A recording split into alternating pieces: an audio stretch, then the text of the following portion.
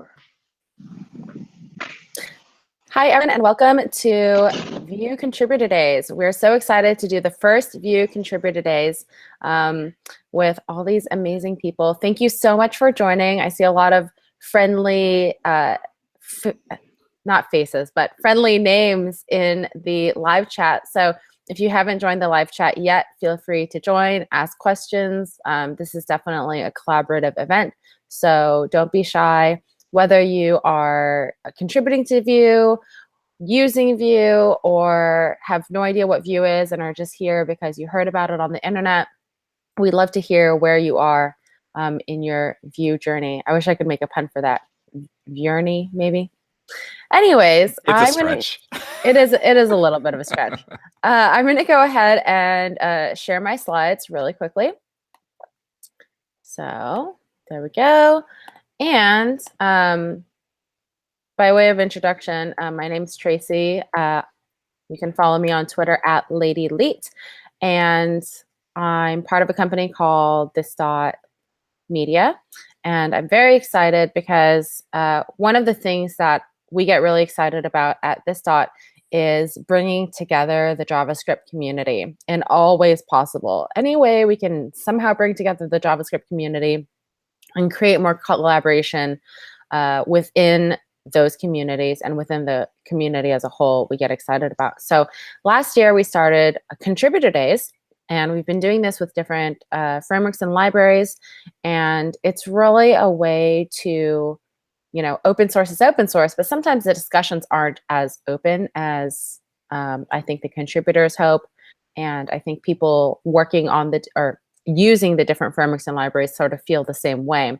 So this is supposed to be an open discussion forum and a platform for all developers to, you know, get to know what's going on, and for you all to feel like, hey, you know, contributors are just awesome people working on something, trying to make your life better, and you can talk to them. It's fine. So, you know, we'll be learning about a lot of amazing things, hearing key updates from a bunch of people. And mainly I've been working with Chris and Evan on this. So Chris, I don't know if you have any words about why you decided to do Contributor Days, or Evan as well. Evan, would you like to go first, or should I? Sure, I can go first. So far we've had a group of very So first of all, I want to thank all the contributors, the core team, and all the great developers in the ecosystem contributing great projects. Right. So this is what so these contributors are actually what makes Vue more than just a personal project, right? This is what makes Vue sustainable for the long run, because it cannot just be always just be one single person. So we have to leverage the power of the community to make Vue a better project for the long run. So it is, you know, becoming more and more important for us to think about how we can facilitate the community and the contributor to collaborate better, both between the core team and the ecosystem, and, you know, how can we lower the barrier of contribution so that we can get more new contributors, new developers in the ecosystem. So so this is the primary reason we want to do this, right? We want to just take this opportunity to discuss and maybe address some of the problem, and we share some information to help people just to make it easier for everyone to collaborate.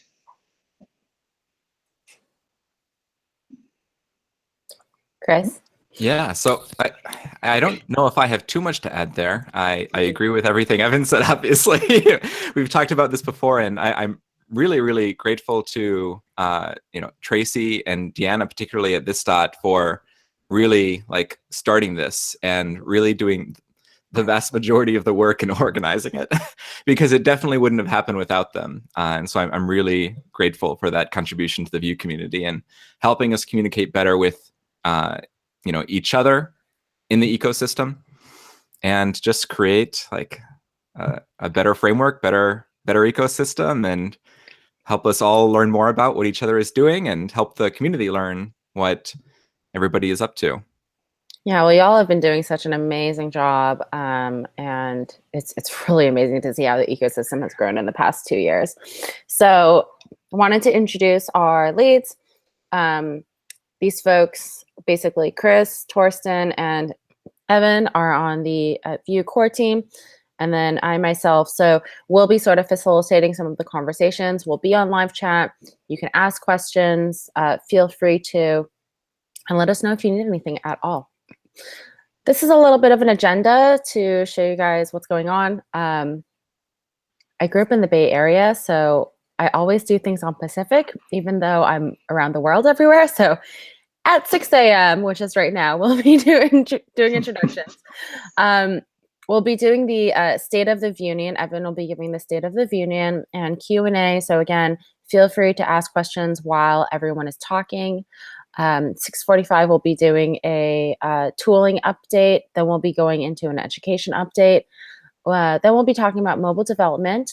And then we'll be having different discussions and things like that. So I wanted to go ahead and thank all our amazing speakers. Here are some of the folks that you will be seeing on live chat as well as on video.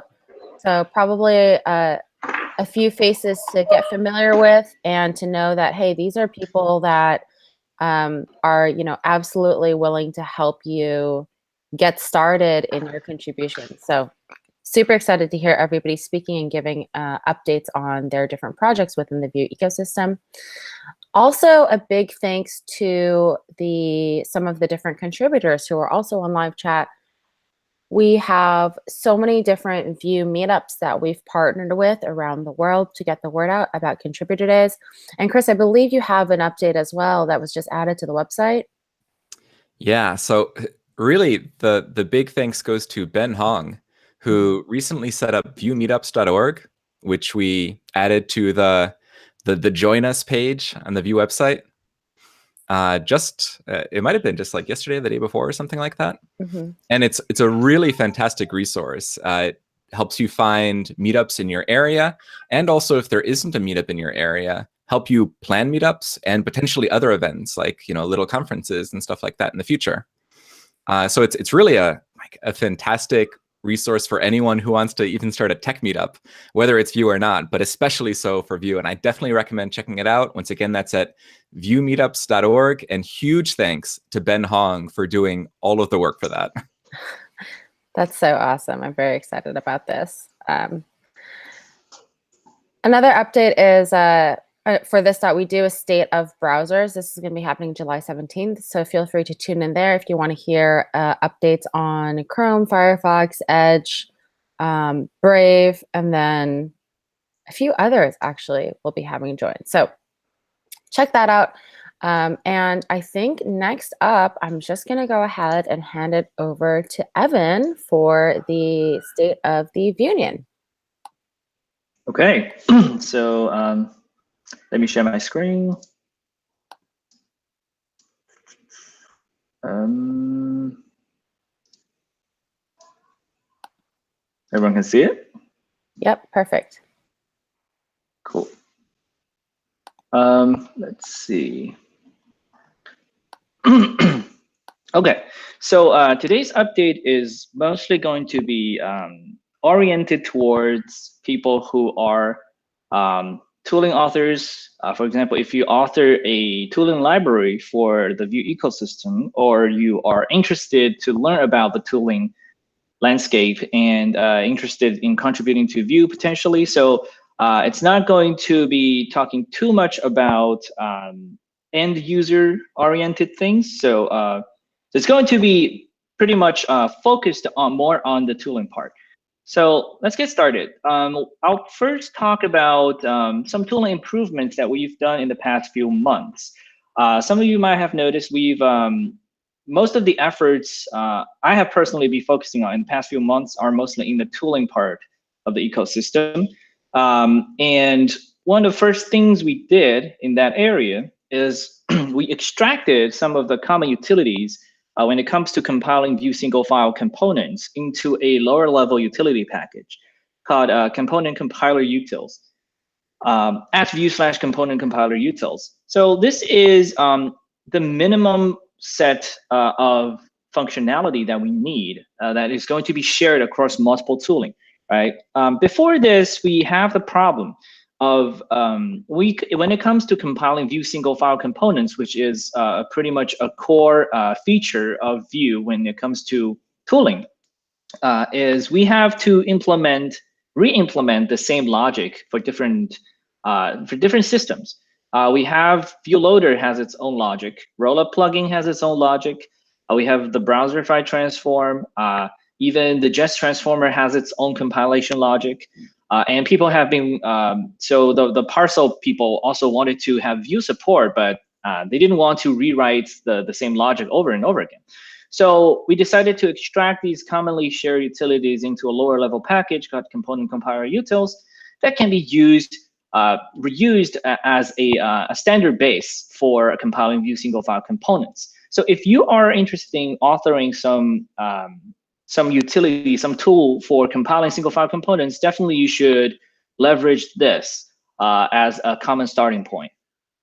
So as an example, Vue Loader, the latest Vue Loader 15, some of you might have already upgraded to, is powered by the new compiler utils, and that simplifies the code base quite a bit. Rahul has also been working on a higher level wrapper of the component compiler utils, which is called component compiler. So this is more feature complete, but it also makes a bit more assumptions on what use case you want to use it for. So component compiler utils is a utility package. It only exposes methods. It only exposes 4 functions that helps you to parse and compile different parts of a component. But it doesn't give you, it doesn't assume how you eventually want to assemble the component, right?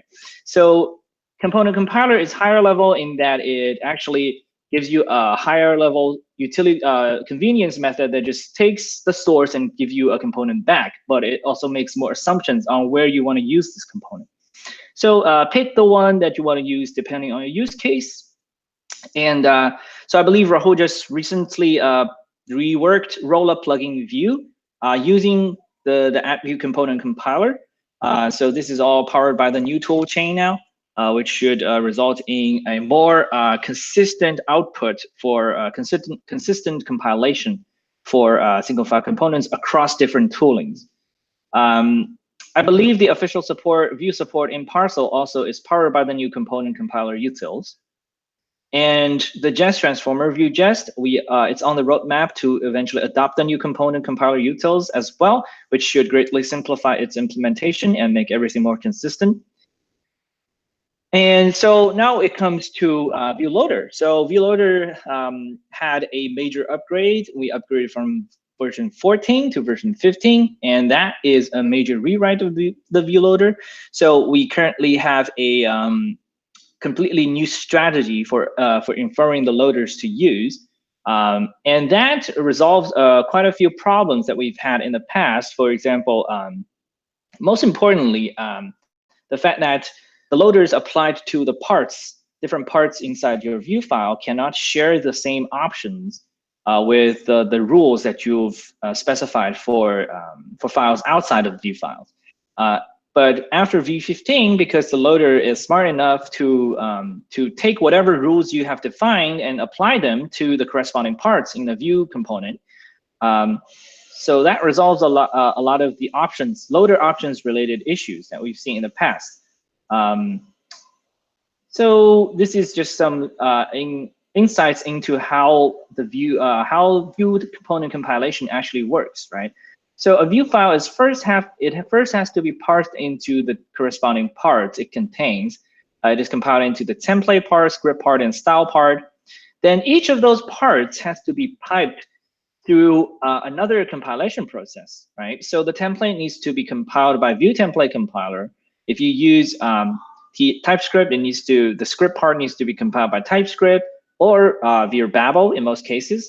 The styles may have to go through preprocessors. So previously, Vue Loader 14 and before, we were essentially inlining all the loaders that we want to use for these parts inside a Webpack request, like this, right? So this is So this kind of worked, but it has a bunch of limitations, because when you inline options like this, this means all the options, all of these options have to be serializable. It has to be able to stringified into an inline request. And that makes it impossible to use shareable values like pure JavaScript values inside options. So in addition, loader options needs to be, when you try to share the options between Vue Loader and your main Webpack config, you always have to duplicate those loader options. So these have been completely resolved in V15. We are just appending some resource queries after the Vue request to tell Webpack that this is actually a request for a subpart of this Vue component.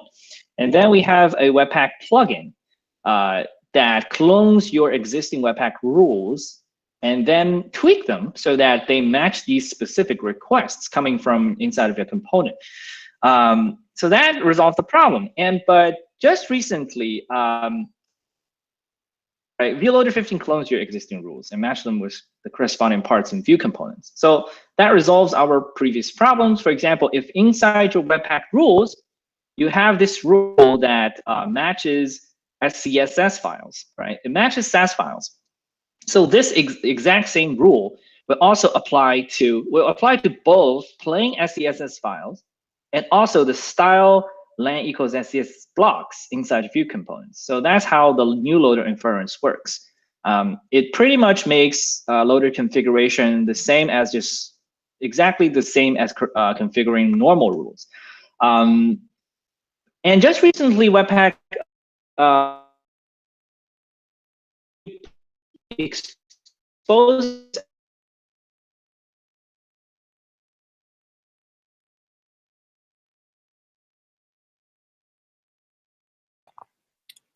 Oops, did we lose Evan? I think I lost Evan.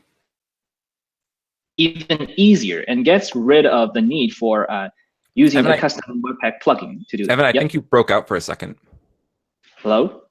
Am I still good? Yeah, I can hear you. We can hear you now, but we think you broke out for a little bit. Would you mind going back maybe 20 seconds? 20 seconds. Okay. Here? is here good? Yeah. That's good. Sure. Okay. Right. So I guess I'll keep this part brief because it's a bit it's very technical, right? So the new implementation of Vue Loader resolves these existing problems that we had in the past, and allows configuring loader options for individual parts inside of Vue components much more consistent with the standard way of configuring Webpack. And just recently, Webpack Core has just landed a new pull request. Tobias just landed a new pull request that introduced a new feature to Webpack called Match Resource As. So Match Resource As is essentially a mechanism that allows us to produce requests like this and specify how it should be matched as. So we can tell them to say request, but apply any rules that's matching, say, and match it, treat it as if it's actually a SAS file, treat it as if it's actually a JavaScript file. So that mechanism will make things even easier for us. Vue Loader will be able to get rid of the plugin, the Webpack plugin that's currently required in version 15, and everything just works the same way as before. So so we'll look forward to that actually being published, and we'll be able to upgrade Vue Loader to make it even simpler. Okay. So now on to CLI 3. So CLI 3 is one of the things that we've been spending most of the time on in the past few months. And in fact, a lot of these previous tooling improvements like Vue Loader 15 and the component compiler Utils all sort of came along as an effort to make the whole tooling system for Vue project more solid. So we want to kind of do it from the ground up, and then eventually the higher level utility that we present to the end users will be the new CLI. So the new CLI, obviously, it comes with a lot of features.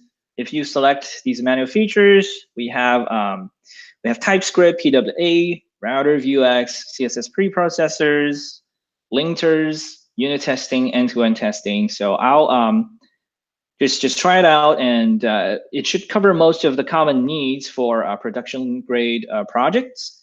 And if anything does not fit your needs, we have a completely extensible plugin system. So the whole system is designed to be extensible. It's zero config by default. So once you pick your preset, if you don't need anything else, it should just work. Additional features are shipped as built-in plugins. And even after you have scaffolded a project, you can still add plugins, add new plugins into your projects if you just found out that you actually needed them later. And then everything should be configurable without ejection. So almost every aspect of the whole thing is configurable by adding a Vue.config.js. It allows you to tap into the internal Webpack configuration. It allows you to modify dev server configurations and customize a lot of things under the hood. And corresponding tooling like Babel, TypeScript, they all have their own configuration files, which will be respected if they are there. And finally, everything that isn't built in should also be implementable as a plugin. So that means the community is welcome and encouraged to write plugins to solve their specific needs. And for example, I've already seen Guillaume has written a CLI plugin for launching a GraphQL server, dev server. Matt Billman from Netlify has demoed a very cool CLI plugin that integrates with Vue CLI and actually ships a Vue CLI front end plus a Amazon Lambda powered a function as a service powered back end together on Vue Netlify, everything inside of Vue CLI plugin. And I've also seen the community already working on CLI plugins for various of other tasks. For example, deploy your site to Amazon S3 stack bucket. So a lot of these things are possible, and we look forward to seeing the community to work on that. And the zero config aspect of it is you just create a project with a default setup.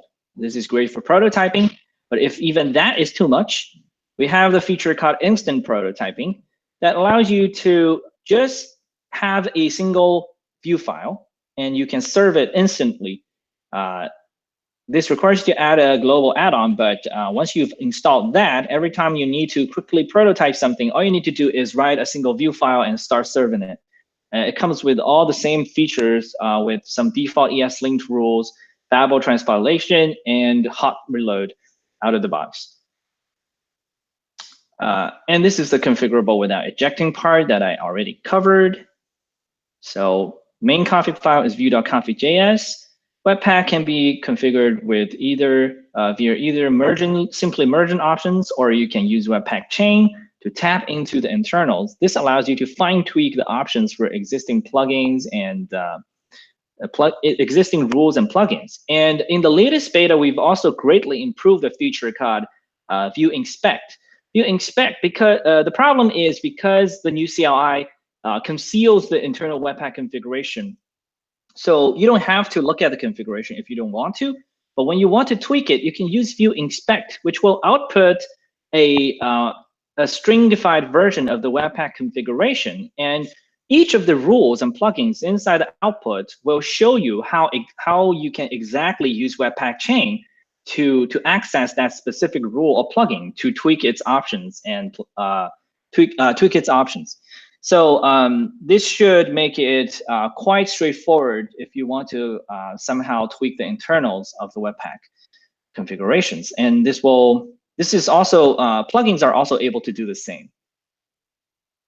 Now, another great feature is we have a UI for the CLI. So thanks to the work by Guillaume, this is very awesome, and it's already shipped in the latest beta 15.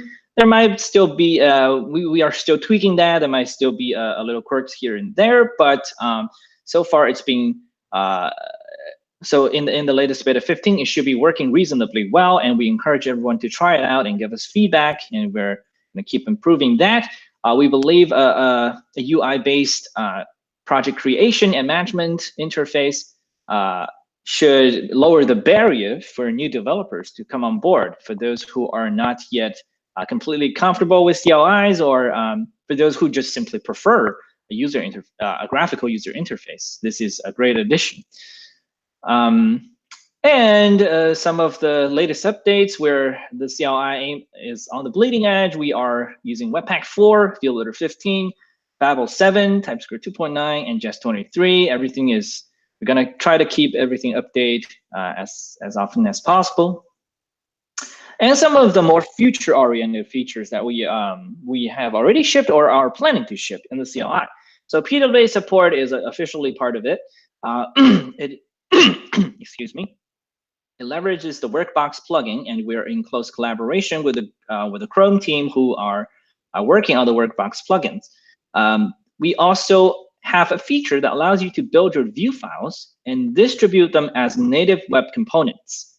So you can do Vue CLI service build --target WC. That will build your Vue files as web components, and they're really native web components. You can just drop in and use them.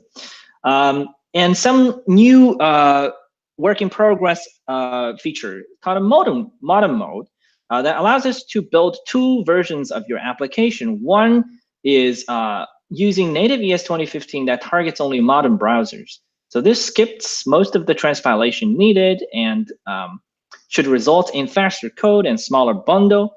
And we automatically generate an HTML that uses script type of module to load this modern bundle.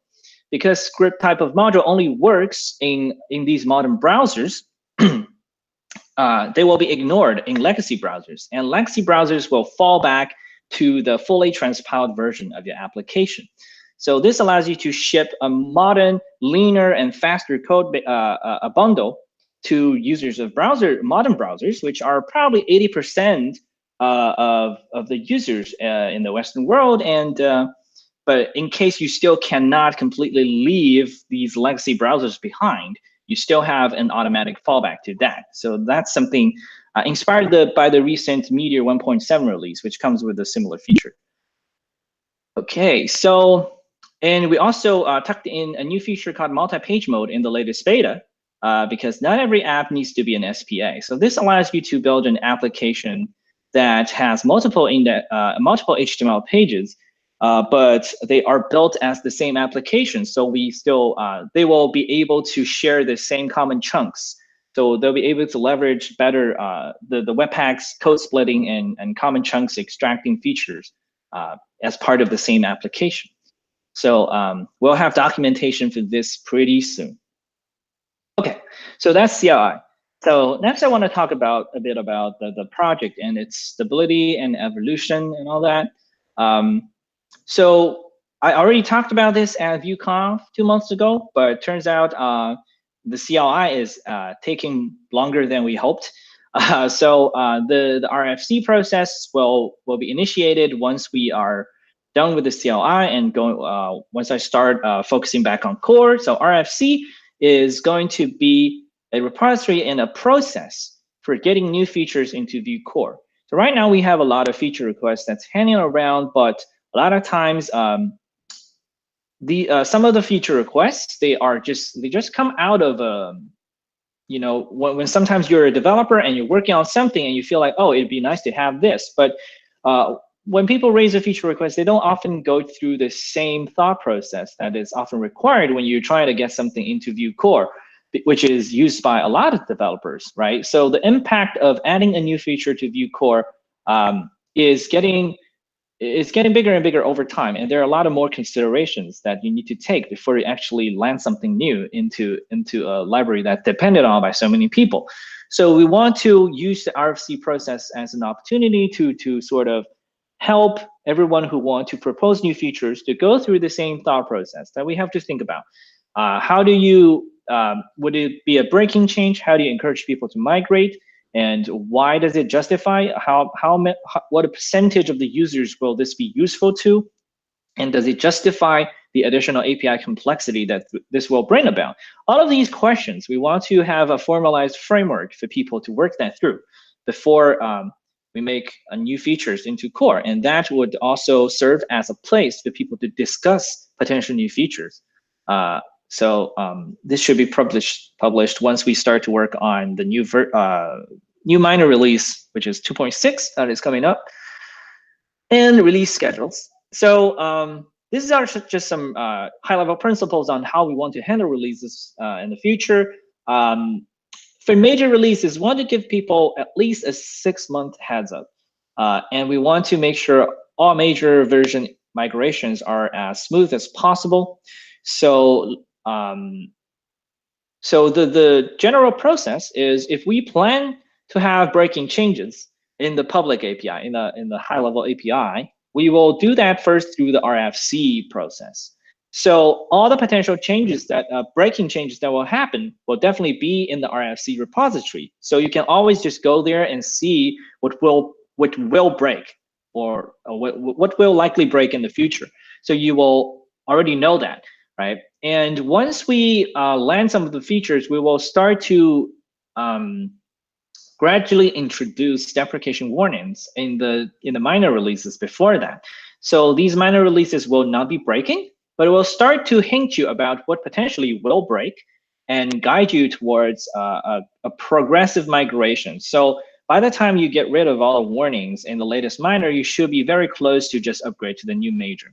So that's our hope for future major upgrades. And the minor, yes? One minor thing I want to add to, or rather a major thing, because it's related to the major releases. Just like we did for Vue 2, we will also be releasing like a full migration guide and an updated version of the Vue migration helper, you know, so that you can scan your code base and find out like what needs to change and things like that. So yeah, we are very, very committed to making that process as smooth as possible. Exactly. And for minor releases, so one of the big thing about these minor releases is, in the past we are trying to time minor releases with a group of new features, so that we feel like we have something substantial for a minor release. But over time, I've come to realize that this kind of mindset actually slows us down, because a lot of times we feel like, is this ready? Is this ready? And it turns out when you are too fixated on getting a group of features ready for say a big bang release, that oftentimes just makes it slower for some of the features that are already ready. You just delay those features to be shipped to the user. So in the future, after 2.6, we're going to adopt a more time-based minor release schedule. So every 3 months, if there are new features, regardless of how many there are and how significant they are, we are going to release a new minor, so that the whole release schedule becomes more predictable. And every minor will get a 4-week beta period before we actually drop it as latest tag on npm. And patch releases will still come as needed, because sometimes we'll have to apply emergency fixes. So that's the high-level ideas that we have regarding the release schedules. And we'll have some different release channels. So we will have the stable, which is the latest minor, and we'll have the beta, which is the next pending minor. And we do hope to have a nightly version. So and this nightly version will retain mostly to library authors that are here. For example, Nuxt, Beautify. So because they all depend on Vue Core, and sometimes when we ship some internal changes in Vue Core, it may accidentally cause regressions in these libraries that depend on Vue. So we want to avoid that as much as possible. So the nightly builds will be largely aimed for integration testing purposes for these library authors. So we are hoping in the future we can collaborate with the major tooling authors in the ecosystem to set up a regression test system that for every day we will every day or every week we'll have a nightly or edge release that we want to send pull requests to all these major libraries and make sure that we don't accidentally break anything. So that is also a stability improvement. And finally, the LTS. LTS is largely targeted when we have a new major, right? So when we release a new major version, the last minor in the previous major will automatically become the LTS for 18 months. So LTS will mostly just receive security patches. Okay, so Vue 3. So we've kind of touched upon this on and off in a few occasions, but we never had anything official. And still, like Vue 3 is largely just in an idea in the planning phase. Everything discussed here is tentative. It will most likely change, but this is the high level direction that we're heading towards. And today we're also only going to be talking about the tooling author oriented aspects of Vue 3, because Vue 3 will focus more on refactoring the internals, making long-term maintenance and ecosystem development more feasible rather than making it a whole different API. The API is going to be close to 2 as much as possible. Okay, so one of the biggest things we want to do in Vue 3 is we want to break up the internals into better decoupled modules. Right now, if you look at the Vue core code base, it does have a bunch of internal modules, but those modules are not completely decoupled. They are just part of different parts of a large code base that may import each other, and they may have implicit dependencies between each other here and there. And that makes it, so that overall, just as the code base grows and the complexity grows, just makes maintenance of each individual parts more difficult, because when you change one thing, it may accidentally affect other parts. So we want to, in V3, break up the internals into better decoupled modules. So we'll have a Vue core, which is responsible for the instance and component model. And then we will have different compilers for browsers, server. We will have a renderer core. We'll have a renderer for browser, a renderer for server. And we will also have, we will split out the observer part that's handling data reactivity. We'll also split out the scheduler, which is for handling how we actually flush changes to the DOM or to the renderer.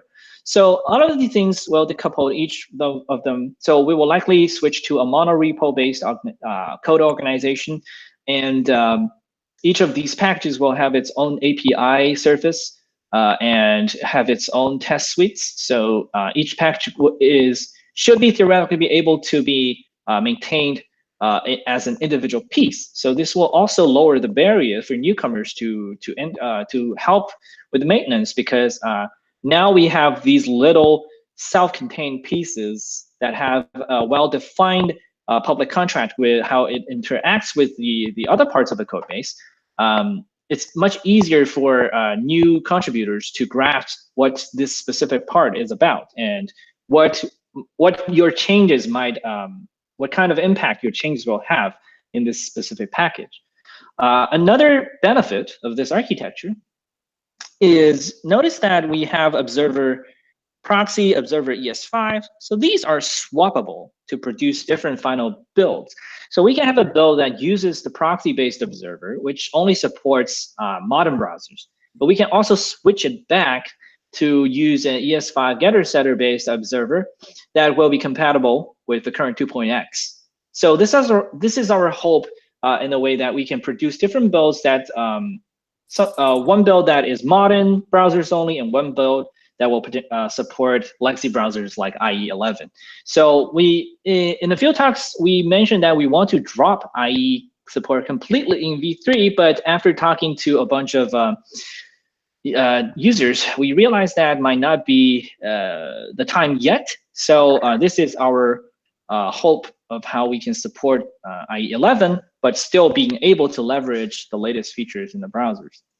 And the scheduler, right? We will have a base scheduler that is similar to how Vue 2 works, and we can potentially have a new scheduler. So this allows us to swap with an experimental scheduler that leverages RIC, which is request idle callback, to perform time slicing like features like we see in React Fiber. Also, the renderer core will be the base for people, for tooling authors to build their own custom renderers. So the browser renderer and the server renderer will be just extending the renderer core, and tooling authors like NativeScript, Weeks, or other native rendering mechanisms should be able to just extend render core to build a renderer that's suitable for their specific environments. So you might be wondering, okay, we have all of these crazy little packages. Do I have to import them all like in Angular 2? The answer is no. The high-level API will remain as close to 2.x possible. So the main Vue package will essentially be refactored internally to assemble all of these little bits together, but will still expose the same high-level API that Vue currently has. So end users will not have to manually import these internal modules. Although, if you want to use it differently, you can obviously assemble your own meta framework using these internal modules, although that's more oriented towards advanced users and tooling authors. No? Okay. So that's all I have for today. So thank you. Awesome. Thank you so much. I believe we have about 5 minutes or so for questions before we hear some updates from the community.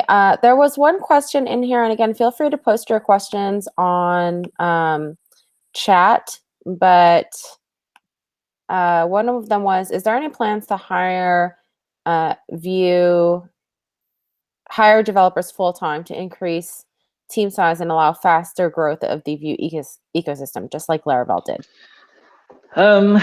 See, the answer is yes, and okay. In fact, we will have a full-time employee from China join us very soon.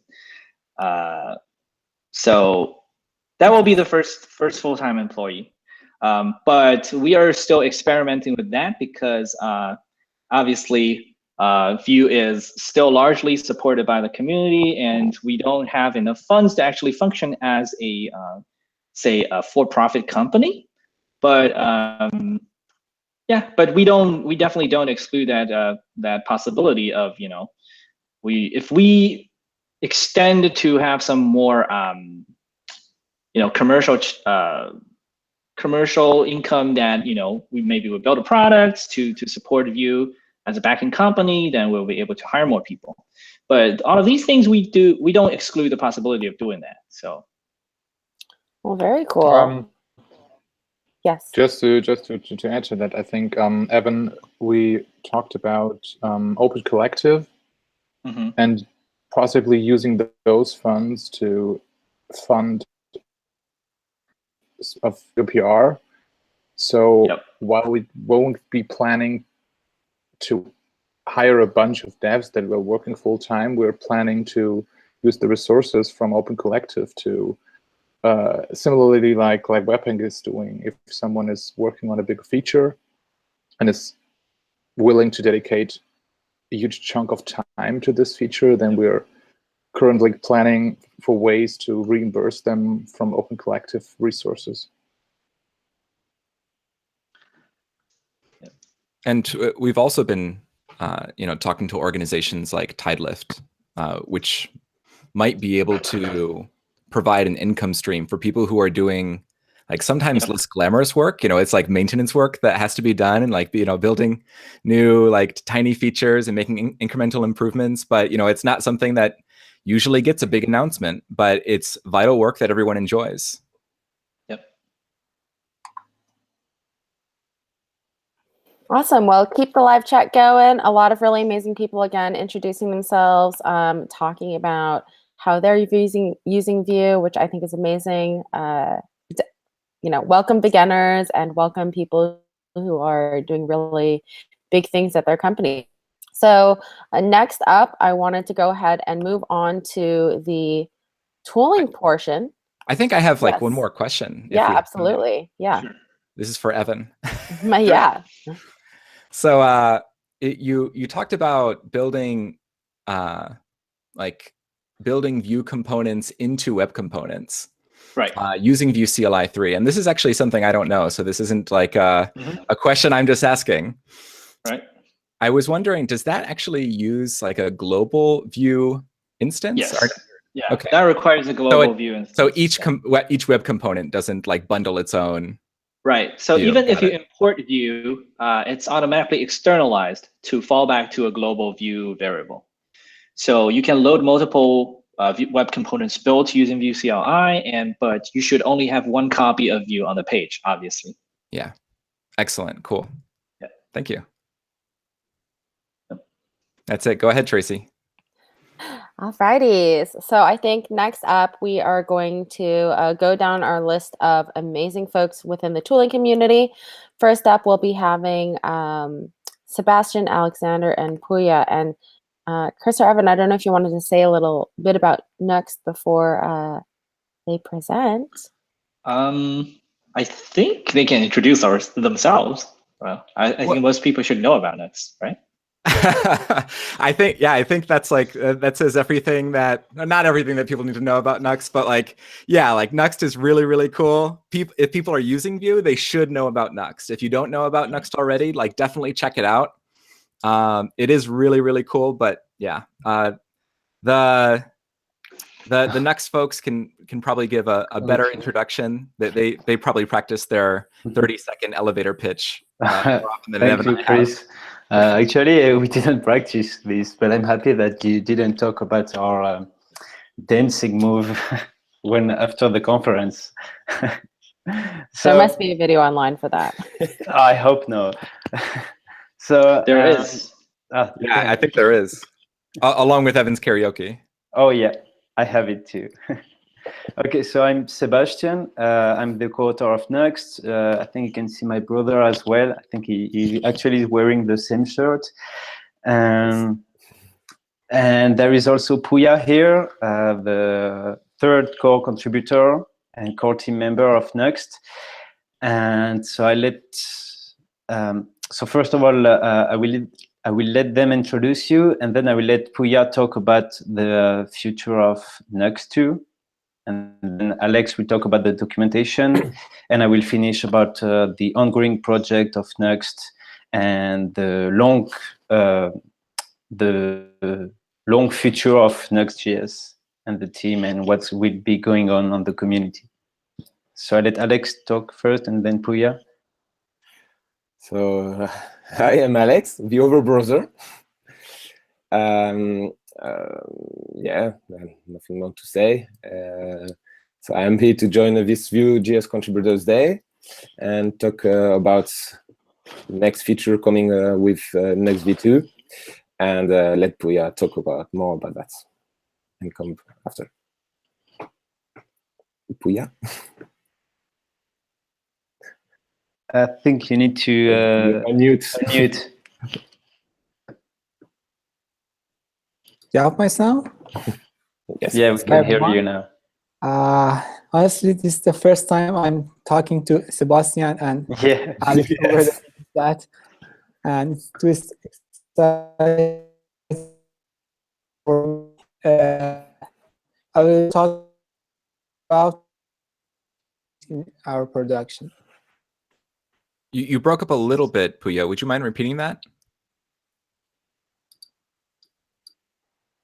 Hello.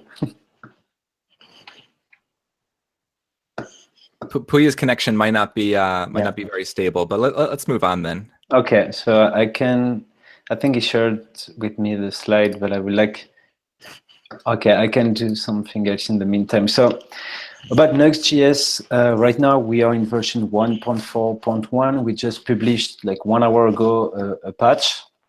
So we already have Nuxt Edge, so everyone can already play with the last version of Nuxt. Pooya and Clark did a great job on the Webpack 4 integration. It was around 2 to 3 months ago. And we actually made some pull requests to the Vue project as well to help them migrate to Webpack 4. And in the future, we hope to be able to all work together on the Webpack configuration, so we will not have any waste of resources. And so, can you talk again, Pooya? Yes, I'll take my connect. Can I start? Yeah. Let me share my screen. Third screen. Sure. So we're almost ready for Nuxt 2 release, and there's some final steps until our release. Some parts are not ready yet. Sebastien and Alex are working on new elegant docs. Without documentation, users can't easily use Nuxt. So we're highly depending and waiting for it. We're working to make builds even more faster with Webpack 4 and a multi-threaded Webpack compiler for .vue files. This can be faster up to 15%. And last year, we have introduced a package called Nuxt Start. It is Nuxt with less dependencies only for production. So it's suitable for Docker images and server deployments with less dependencies, up to about 100 megabytes. And we are going to make CLI a little more stable. Recently, we have introduced a new TUI interface called Webpack Bar that makes it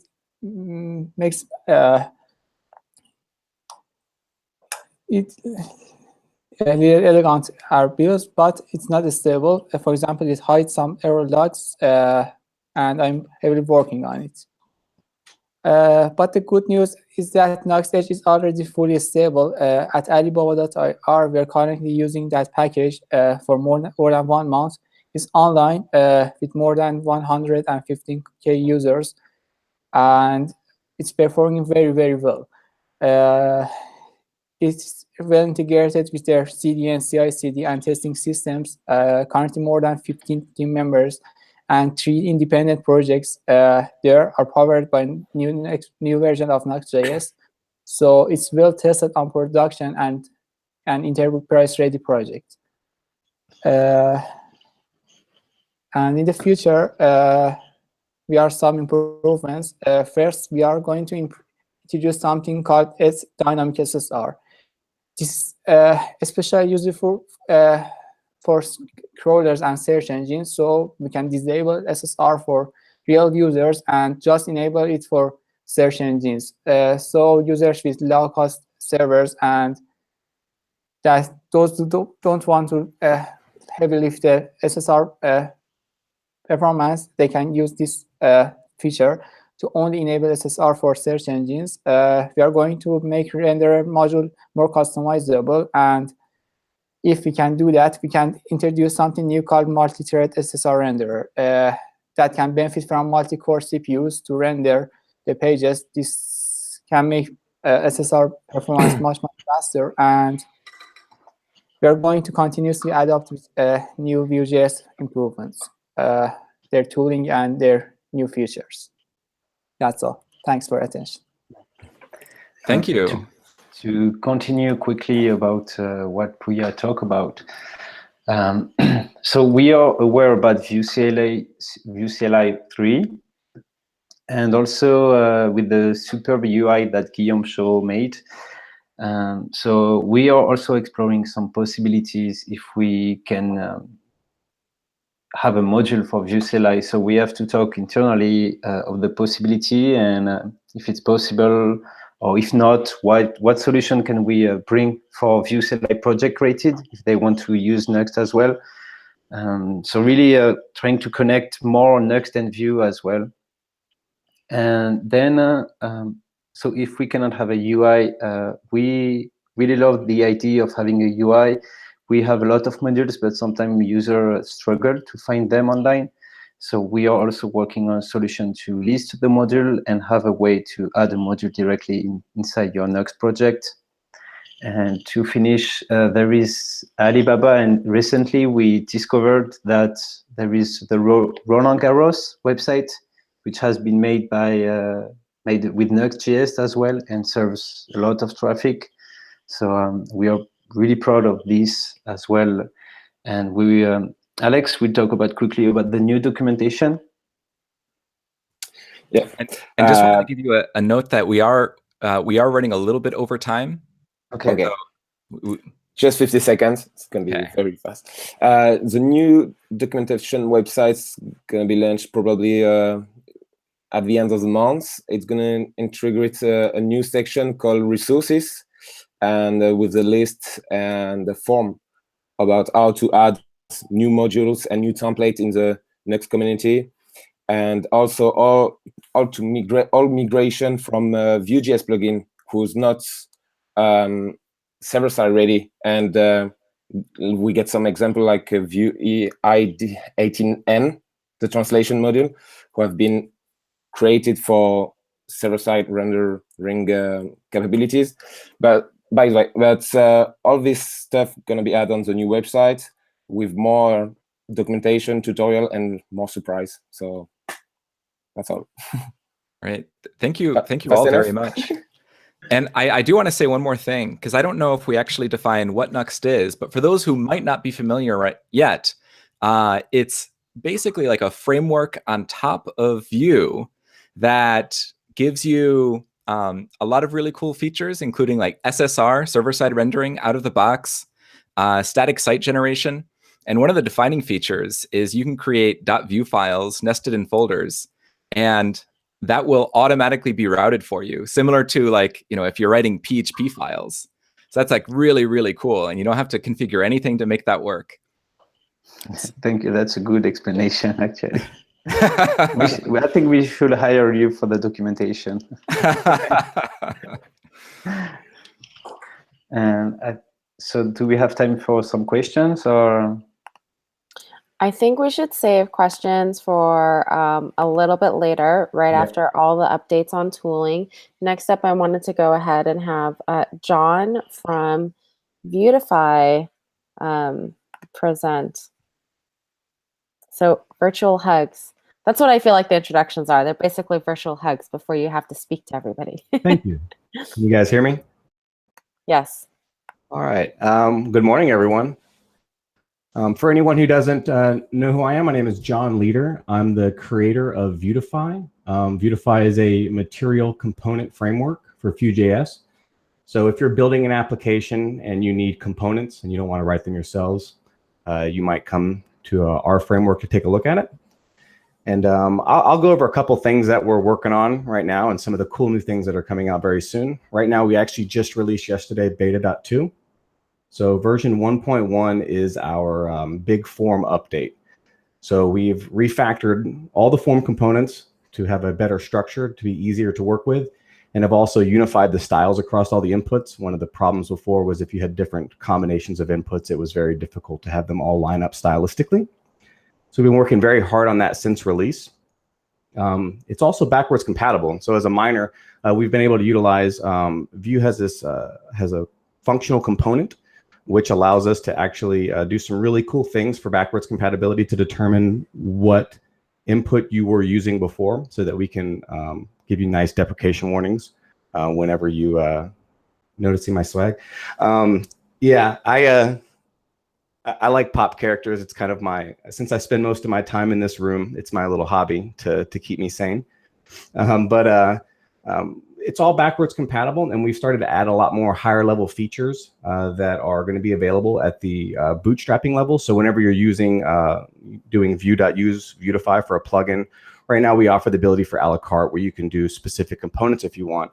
But one of the things that we've been missing from the start was the ability to define things like your icon fonts. So right now in version 1, everything is kind of hard coded to use Google's material icons. Through the help of one of our, actually he's a patron and a contributor, Apurist, we've actually added 3 high-level material design icons and Font Awesome at the bootstrap level. So you can actually, instead of having to go through each one of your components or create a wrapper and define, I want this icon, you can just do it at the top level, or you can actually specify individual icons.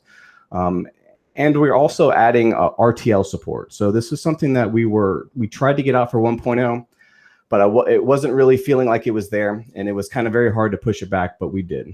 And but I'm glad that we did, because with 1.1, we actually have RTL support out of the box at the core level, to where you can define and you can even dynamically change it for RTL-based websites and all of your components. Right now we have full support on the forms, but other components are coming as well, where it will automatically just change and work dynamically. Same thing with themes and everything else.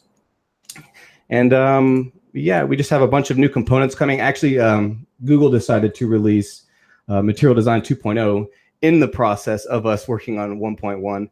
So there are a couple things that we have that are not to spec now, but it's something that we're always working on, and you know, that's pretty much it.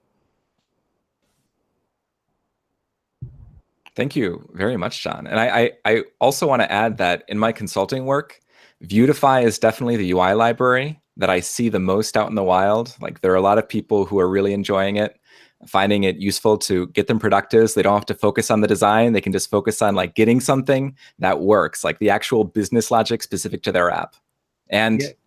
And they're not bottled in. Like, if they start with Vuetify, you know, you can theme it later and stuff like that too. So you can start with a default good look and then get it to look more specific to your, you know, to your branding and stuff like that. Yeah, that's actually one of the, I'm glad you brought that up. That's one of the things that I actually forgot to mention is we actually have scoped styles. So whenever I first started the project, I didn't anticipate it was going to blow up. So I'm just, you know, a silly developer making something. And all the styles for the project were very non-specific. So it would kind of interfere with maybe your custom styles, or maybe if you had a different framework you were using as well and you were trying to convert over. But we've actually converted every single style in the framework to be scoped for 1.1. So we should have no more conflict with CSS, which would be really good for a lot of people that are maybe wanting to try out Vuetify, but they have existing components or maybe some styles that conflicted with what we had. So it should be a lot easier to make the move. I am going to be using Beautify. So I do material for every single framework or library I use. It's material for me. So next up, thank you so much for presenting. I We have actually have one question. Oh, yes, of course. Yes. First of all, thanks for the great framework. I was just using it for a small side project at work where we were like trying to test out some, this sounds cheesy, but we're trying to play around with blockchain just to get a grip for what it actually is, because a lot of in our company don't have the slightest idea, and we just needed a UI for it. And this worked wonders. One thing I came across is that there's not really a documentation around testing. And one thing I stumbled across was like you need to somehow get an element into the page that has this data app property so you don't get error messages. Is there anything else that people tend to stumble over, or is there anything planned? So actually, right now we have there's a couple higher level components that are required, like VApp right now, and we are actually, I have a pull request that I'm working on. I'm trying to abstract the functionality that VApp provides to put it into the what I'm calling the base Vuetify object, which is on the Vue prototype. That should eliminate that. And as far as testing goes, the only reason we haven't actually released a testing guide was when we started putting unit tests into the framework, we used Avoriaz, which if anyone has used Vue test utils, Avoriaz was created by Ed Yarbrough. I may have pronounced that incorrectly, who Evan got with to create Vue, help work on Vue test utils, and we haven't upgraded to Vue test utils yet. So we wanted to make that change before we started writing expansive documentation on it. But we do, I have opened up a channel in our community. We have a very active community for testing support, because I actually needed support.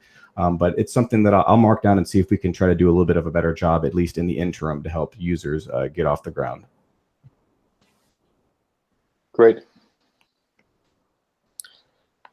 So next up, let's go ahead and have Razvan speak about Quasar. And again, lots of really great questions in chat. Keep them coming. And after Razvan presents, then we'll be moving on to more questions and open discussion with Nuxt, Beautify, and Quasar.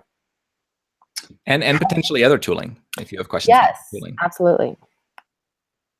Hi guys, my name is Razvan Stoenescu. I'm gonna go over Quasar. Can you hear me, guys? We can. Oh, okay. So let me get to the slides because I have a lot to present. Can you see my screen? Good to go. Okay. So first of all, what is Quasar? Quasar is a full front-end stack solution. So it means it encapsulates scaffolding a project, having an advanced development experience, and also generating the distributables. The core idea of Quasar is to have only one code base generated from a unique starter kit. And then based on this, you can, what I will call modes in the next slides, you can generate a single page application, a progressive web app, a hybrid mobile app for the Android, the iOS platform, and all the other mobile platforms. Or you can currently build an Electron app for a desktop with all the operating systems like Linux, Mac OS, Windows, etc. And the big news is that we're working on server-side rendering support. You'll have this in about a month. And then we also want to include the ability for you to build the browser extensions. So Quasar basically implements the best practices by default: cache busting, tree shaking, code minification, source mapping, and so on. Has a wide platform support for all the modern desktop browsers, all the mobile browsers, and even IE 11. And it comes with two themes. So it's Material Design and the iOS theme. Both of the screenshots are the same application, just run with different themes. We're also considering adding Windows Metro theme, but we're not sure if the big effort is worth it. So instead of working on the other roadmap things, so we need the community input if this is really a thing. So how does Quasar basically work? You just tamper with the mode parameter on the command line. So for example, if you want to build an Electron app out of your one code base, you just type Quasar dev-m Electron and you get a nice Electron window. You can see in the screenshot, you also have the developer tools there. Same for hybrid mobile apps. You'll be using Cordovas, and you can currently have a hot module replacement directly on your mobile phone, or you can use an emulator for this. And like I said, we're planning to add the dash mode SSR and X for browser extensions. Quasar comes in many flavors. I've talked about Quasar CLI up until now. So you initialize a project folder, and from there on, you can build all the modes that I've said. But Quasar also has the unified module definition or standalone version, which means you have a web page and you just need to include some script and style tags, and you can progressively integrate Quasar into your existing project. And recently, we've added a new flavor with the Vue CLI 3 plugin. So basically, if you have a project created with the Vue CLI, you just type Vue add Quasar, and there you have it, all the functionality. And the big news is that we're also working on a Nuxt.js module so that you can use both Nuxt.js and Quasar together. There's been some Quasar CLI updates lately. We've bumped Webpack from version 3 to version 4. We're using Vue Loader 15 now. The Bubble Transpiler is version 7 now. And we've replaced Service Worker Precache Webpack plugin with Workbox, along with the Register Service Worker NPM package. And there were a lot of requests for adding the chain Webpack method in the Quasar configuration file. So you can use it today, along with the extend Webpack if you need. And Quasar developers were used to bundle their Electron app using Electron Packager, but now it's also possible to bundle with Electron Builder. And the big news here for the Quasar CLI is that we're currently working on unit and end-to-end testing through the CLI. You'll be able to pick your favorite assertion library, your favorite test runner. We've started a partnership with Cypress, so for those that are not really familiar with how testing works, we'll have a few defaults for you, so you won't have to choose. Now a little bit about the Quasar UI library. We are currently having 117 Vue components and 9 Vue directives. You can see some screenshots here for the uploader, the color picker, the drop-down button, the data table, the what you see is what you get editor, the tree, the knob, and so on. There's also 13 Quasar plugins. Well, Quasar devs are used to this, but the latest one is the screen, which enhances the responsiveness also in the JavaScript part, not only on the CSS, which comes by default. But the novelty here is that, for example, when you build a hybrid mobile app with Cordova, some of the plugins hook into the Cordova plugins if they are available. So this is part of the Quasar experience where Quasar should deal with the platform particularities using only one code base instead of you doing it. We also got a rich set of utils. So for example, a date JavaScript object wrapper. So you don't need, for example, to also add moment.js library. We also have touch and mouse events. So no need for adding Hammer.js, and Quasar also comes with a full-feature CSS framework. So again, you don't need to add Bootstrap, Bulma. But anyway, if you want to add these libraries, it's totally possible. It won't break anything within Quasar or within Quasar style sheets. So you may be thinking, okay, all these features into one framework, it must have a big footprint. It's actually not the case, and you can see a graph here. We're working on very highly optimizations, and all the components are reusing, are sharing code or reusing the same functionality where they can. So it's a very low footprint, even though you can import all the Quasar features, or you can just cherry pick only the things that you need. Also, there's currently 36 Quasar language packs. The language packs refer to the thing that the Quasar components themselves have strings, and they need to be translated. The community can easily, we have a very easy process, takes about 5 minutes, that the community can add their language if it is missing. And some of the languages also require the UI to have a right to left mode, and this is automatically done for you by Quasar. So, for example, if you tell Quasar to use a language pack like Hebrew or Arabic, you'll automatically get the RTL mode, and it will transform the user space CSS code too. So it's not just transforming the Quasar components to RTL. You just need to focus on the left to right default mode, and Quasar will do the rest. And you also have the ability to switch to and from the RTL mode by dynamically at runtime by just specifying another language pack for Quasar. You can also use Razvan, real quick, just to let you know, we're running a little bit over time, so just. Okay, I'll be just quick. I don't have much to talk about. So the Quasar developers are used to using material icons, font awesome, and icons, MDI, material design and icons extended. But we also added the possibility to use font awesome Pro, and these possibilities are not only focused on the app space; it's focused on the Quasar itself.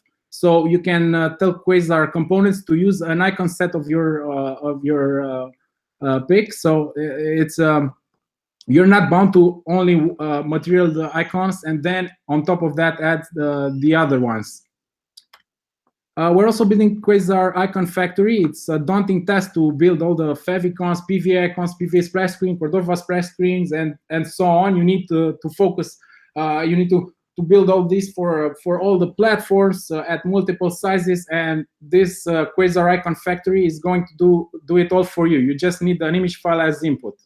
Other things on the roadmap, new Quasar components like Tipster, list item sliding with actions, virtual list. We want to improve the developer experience even more. So you'll see a complete rewrite of the documentation with new features. We also work on code editor extensions, so you can benefit from all the auto-completion in your favorite code editor. And we want to improve the outreach. We're going to help the Quasar community build components by using a special starter kit. And you also see more articles and tutorials on Quasar. We have a medium.com blog coming up. There's our Discord and forum and Twitter if you like. And finally, I'd like to say that we're looking for talented developers and tech authors to join our team. So if you're one of them, please connect with us on Discord. And I'd like to thank the Quasar sponsors, because this wouldn't have been possible without them. So this is all from Quasar team. Awesome, thank you so much. So moving on to about 10 minutes of Q&A, and then we will go on and right after that, invite all the folks who will be talking about education to join us on video. And Tracy, I marked down some questions from the chat. If should we go over those, or? Yeah, sure. Whatever you like. Yeah. So one person asked, this is a Vuetify question. Google has an official implementation of material design components. Any comments on why Vuetify does not use it? John, explain yourself. Well, I don't believe they were released whenever I started working on Vuetify, but the main reason why, and we've looked at it to see kind of what the implications are. Basically, they are very limited in their capabilities, and then you're also stuck waiting on them to implement and change updates. So we had already been through the framework for maybe 5 or 6 months before it came out, and maybe even a little longer before it was even considered. So it's just at this point, it wouldn't, to us, make any sense. We have so much functionality that's vastly past what is available within those components that it wouldn't be worthwhile. You've grown beyond base Grown material. beyond, yeah. I mean, our autocomplete component has like 70 props alone. So there's a lot of functionality that we support, that we have in there for all different types of use cases. And basic implementations, while they're nice and provide a good framework or foundation, they don't allow for some extensibility that we require. All right, thank you. And next question is a Nuxt question. Will Nuxt have the ability to eject the Webpack config out of itself? Currently, the extend function is very inconvenient, someone says. Nope. No, actually, I agree about extending Webpack can be a bit hard. We will go to the same direction as Vue CLI with using Webpack chain. And about ejecting, because Vue Nuxt is really on top of Vue, and our server for server-side rendering is especially made for the server rendering part. It would be really hard to eject and give them a nice server, because it depends on a lot of configuration. So I don't believe exporting this kind of project would be useful for Nuxt. But if you want to actually export, you can use Nuxt generate or Nuxt build. When you're using the SPA mode, it already gives you the application. So using Webpack chain, is there anything they wouldn't be able to configure? No. Okay, so it'd give them the full power that they need, but yeah, with like more convenience, they wouldn't risk like falling out of date and then no longer being able to upgrade Nuxt. No, of course they will be able to. Webpack chain will allow them to, when we are migrating to Webpack 5, for example, it will still work instead of right now, because it's an object that can change. It can broke if they upgrade Nuxt, but with Webpack change, it will still work by upgrading Nuxt. So yeah. That's great. That sounds like a better solution than ejecting. Yeah. All right. Next question, I believe, is for Evan, or at least I certainly doubt anyone else can answer it. Someone says, I'm interested in the core renderer for Vue being extended for libui node for native desktop apps using native OS UI. I know nothing about this. Do you know anything about it, Evan? Technically, it's already possible. So if you look at the implementation of Weeks, or the platform Weeks in Vue source code, or you look at the implementation of native script Vue, or I know there is a project called Vue Bless, which uses Vue's runtime to render to terminals. So all of these are pretty much leverages Vue's core rendering logic to render to alternative targets other than the browser. So this is already possible, but we currently don't have a very sufficient documentation or a first-class API that tells you exactly how to do it. So you pretty much have to look at those projects, reference how they're doing it, and read the source codes just to figure out how to actually do it. But it's already possible. And one of our goals, as I mentioned in CLI in version 3, is we're going to expose a actual API that allows you to extend renderer core to write your own renderer that can render to anything pretty much. I don't know if that answers the question, but pretty much for now, you have to read the source code. All right. And we have I don't think it's a question, but this is for you, Razvan. Someone says, Quasar seems amazing. Thank you. Any comment? We're trying to do our best. Just try it out and you'll see what I mean. Great. And those are the big questions that I saw in the chat. Tracy, Thorsten, Evan, anything I missed, or anyone else? I think Thorsten's muted. Someone was asking about TypeScript support for Quasar, I think. Is this on the roadmap? Yes, it's on the roadmap. There are a lot of things that I didn't put in the presentation because of the limited time. So TypeScript is definitely a thing for Quasar in the near future even. We're working on the definition file type for Quasar, and once this is done, then the CLI will also update and support it out of the box. So you'll be able to, when you initialize the project folder, you'll be able to pick, okay, I want TypeScript, and it will be there. Great. There were a few more questions. One question was for Sebastien. Can we expect to use Vue CLI UI with the fancy build sizes info for Nuxt apps in the future? This is actually a good question. I'm already talking with Guillaume Shaw since 2 weeks about how we can integrate Vue CLI UI with Nuxt. So we are exploring this area, but yes, Nuxt will have a UI. So it's just a matter of time. And would that require, I think you were talking earlier about perhaps turning Nuxt into a Vue CLI 3 plugin, if that's possible or desirable? We have to talk internally about what's the possibilities. And yeah, I mean, that would be, if it's possible, it would be great, because we would share our resources to work on the best Webpack config for most of the Vue projects. And then Nuxt would be the layer on top of it to generate the pages, the root, like what we do already. So if it's possible, it would be awesome. But we will take a look at this after Nuxt 2, because we are really close to release it. We are waiting for the documentation website to be done. And yeah, this is what we will be looking at for Nuxt 3 using Vue CLI 3. Great. And if it's not possible, we can talk about it. Yeah. I think that would be interesting to find out what isn't possible, because we do want to keep the plugin system very open. Yeah, I look at it and it's really great, and I think it's possible. I don't see what will be wrong, but we have to try to be sure that it integrates really well. And it will allow everyone to be able to add SSR quickly to their Vue app made with Vue CLI 3.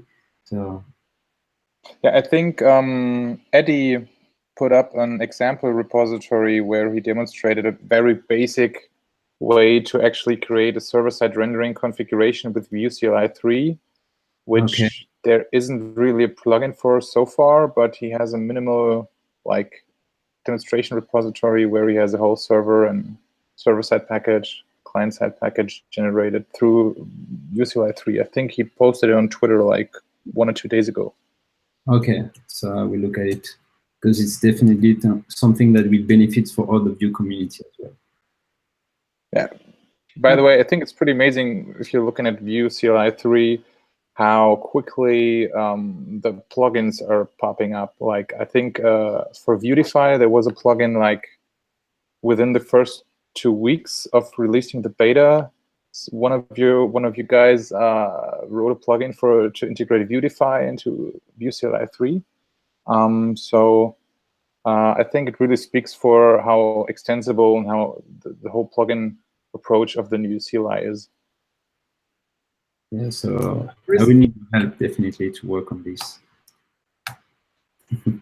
And there's one sort of self-promotional plug. It's not really self-promotional because it's something I'd give away for free. But anyway, if you want to check out Vue Enterprise Boilerplate, This is a project that's built off of Vue CLI 3 to provide like a really fantastic development experience for enterprise projects. You know, so when I say enterprise, I mean like big apps or big teams. You know, help you collaborate and, you know, establish best practices and work really quickly. Yeah.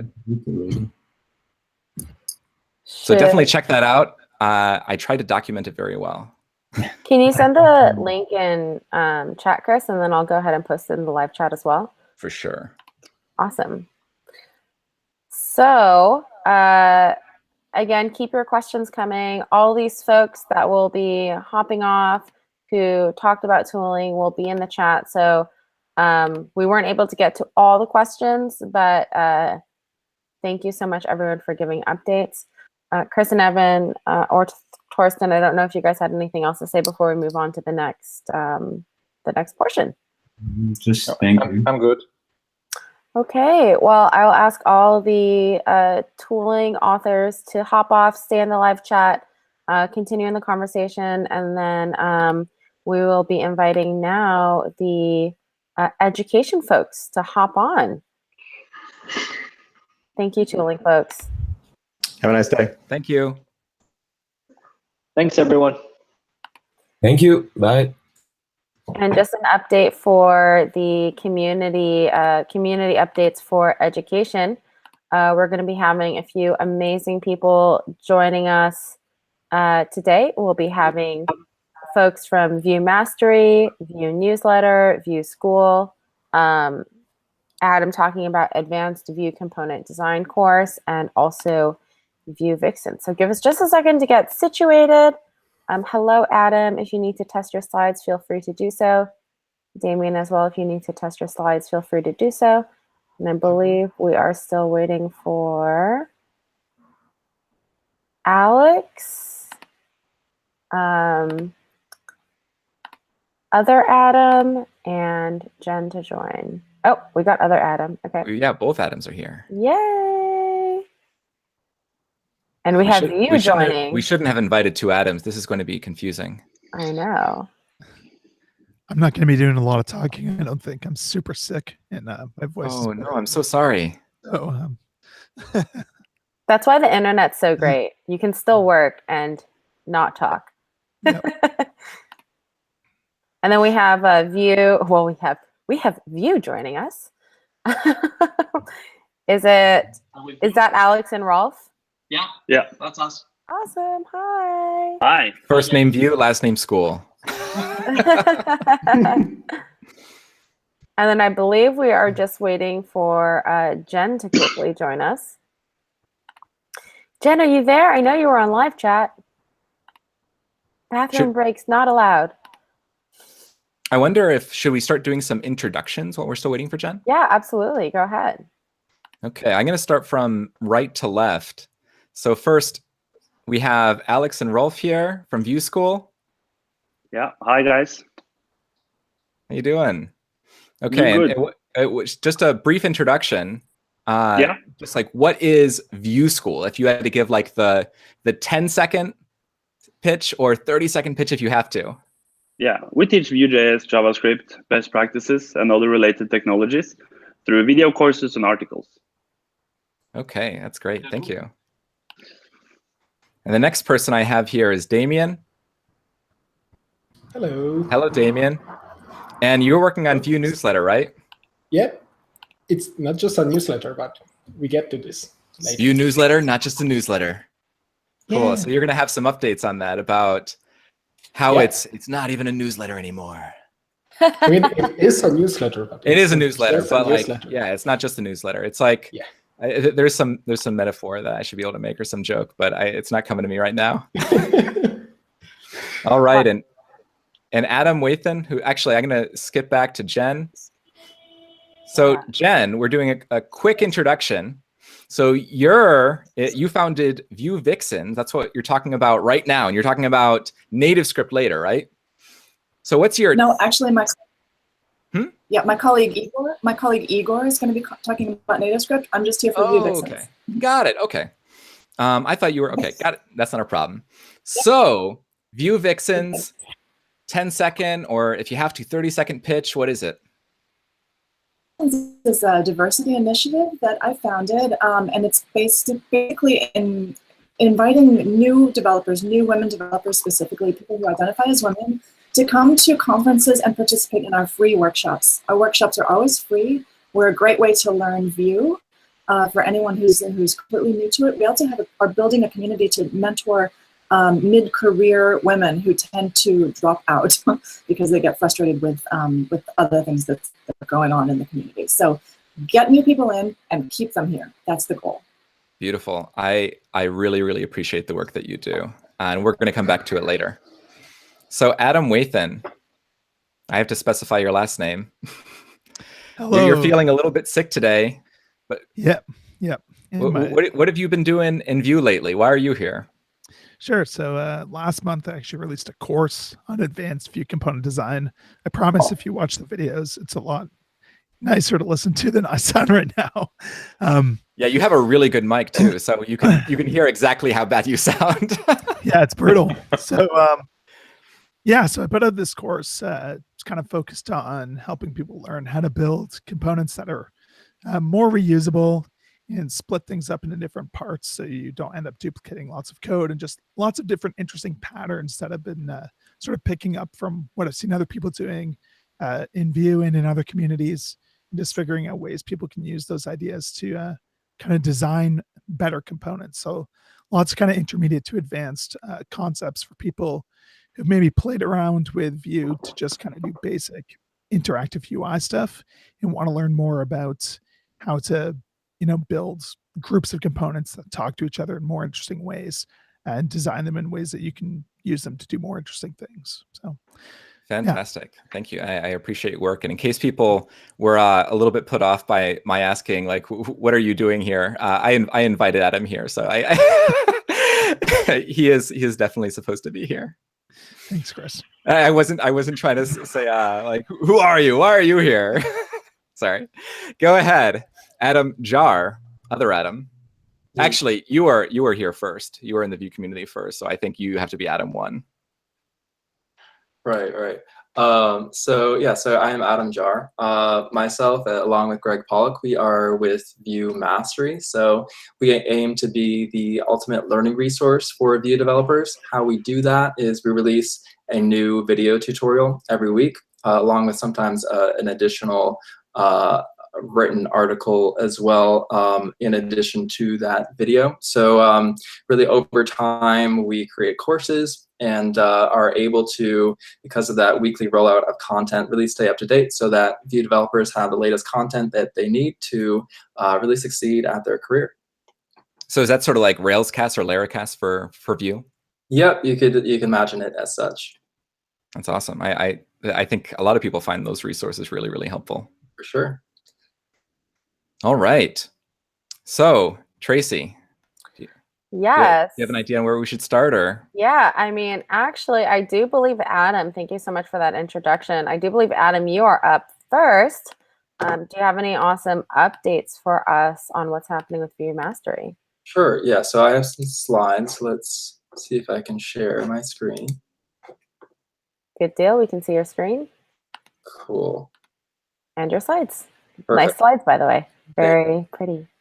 Cool. So yeah, so like I said, with Vue Mastery, ultimate learning resource for Vue developers. So we are at vuemastery.com. So if you are familiar at all with Greg Pollock, he's sitting there in the video next to me. He started codeschool.com. So really Vue Mastery is his next venture in online coding education.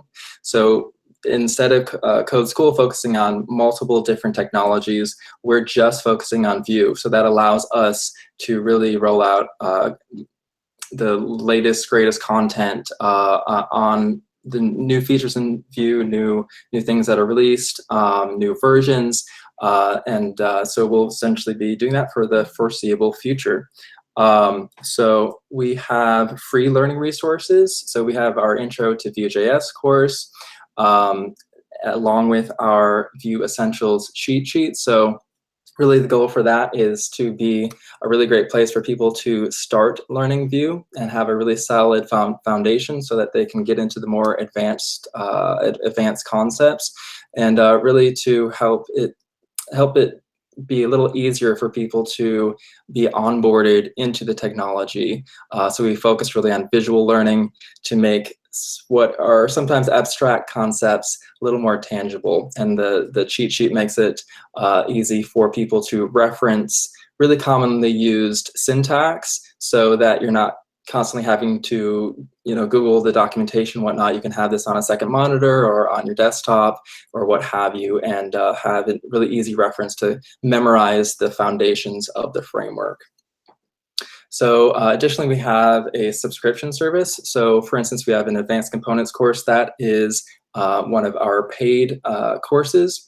So this course is specifically, it looks at the Vue source code and really goes underneath the hood so you can see and get a grasp for what's happening in that source code. This will help you understand how to better scale your apps, how to debug your apps, and also with that understanding of how the source code is working, it will allow you to be more comfortable contributing to Vue itself. So if you are interested in contributing, which if you're on this call today, I imagine that you probably are, then this course might be helpful for you in that component.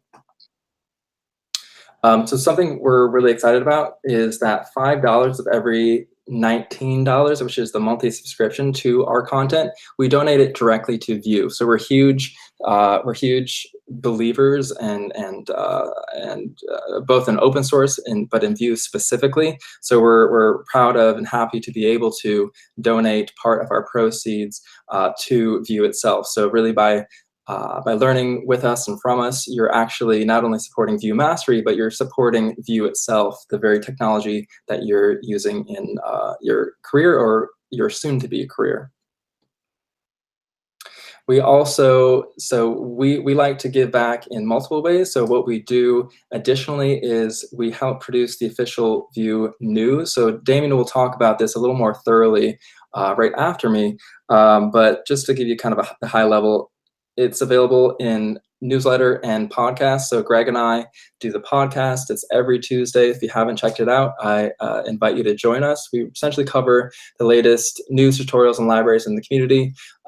We kind of sift through everything that's happening in the week's tutorials. We look through Medium posts and whatnot and really kind of bubble everything up so that you can get the most relevant content delivered right to you so that you can stay up to date and have everything you need to be the most informed Vue developer that you possibly can. And those are really digestible, right? They're like 5 minutes. Yeah, so our podcast is, it's 5-6 minutes. So it's really quick. It's something you can do on a coffee break or on your commute to work. And that we really make it so that we do the work for you so that you know what to look for and have all the links to everything you need so that you're not sifting through the internet yourself. We kind of do the heavy lifting for you. So really what I'm talking about in this capacity in terms of contributing is I encourage you to share your knowledge. So we have these platforms, we have the newsletter, we have the podcast. So if you've perhaps figured out how to do something novel in Vue, or maybe you've written a very helpful plugin, I encourage you to write a blog post about it, create a brief screencast about it, share what you did, how you did it. So really we're talking about open sourcing our learning, right? So you can contribute to the Vue ecosystem, not just by contributing to the source code, but also to really helping us learn from and with each other. We can share best practices, we can share gotchas, we can share, I ran into this, so you might want to look out for that when you're tackling this feature. So so we really have the opportunity to learn from each other and learn as a community because we have these platforms that allow us to do so. So really that's Vue Mastery in a nutshell. We aim to be the ultimate learning resource, not only with our content, but with the media platforms that help give people access to that latest relevant content so that they have everything at their fingertips to be a really successful Vue developer. Thank you very much, Adam. And I do also want to say that Greg Pollock was the co-founder, or maybe just the founder, I don't remember anymore, of Code School. And he produced a lot of like video content for Code School. And if you've enjoyed that content, you can definitely expect the same kind of quality from both Adam and Greg. It's really cool. Nice animations too. I love the production quality. Thanks for that, Chris. Yeah, he was the founder. And so if you're familiar with, say, Rails for Zombies, that was a Greg Pollock course, and among his many others that he's produced. Yeah, but you don't have a Vue jingle yet. Not yet. That's something that will be in the not too distant future. Oh, really? Oh my goodness, I can't wait. All right, who's up next, Tracy? I believe it is Damian to talk about Vue newsletter. Yep. So I do have a presentation, just not sure how to properly share it with using Keynote, but give me a moment. Yeah, if you go on your left side, you'll see a green share button, like a green. I know how to use that. Okay, sorry. Crap. Seriously, it just froze. Okay. It should be working. I will just do it in a different way, I guess. Okay. So I would just share the application. So you will have like a very slight sneak peek on the next slide, but there isn't. Like, we can't see the slides yet? Much. Yeah. Oh, there we go. Now. Yay. Okay. Yeah. So as I said before, it's not just a newsletter. So it's actually, as Adam already mentioned, it's the news platform. So, oh, and you can see my mouse, and it's super big. Okay, so as I said, it's a news platform because we are not only sending a newsletter. Right now, it consists of the newsletter, the podcast, which Adam mentioned, and a website where you can listen to the podcast and actually read all the stories that we covered in the newsletter and more soon.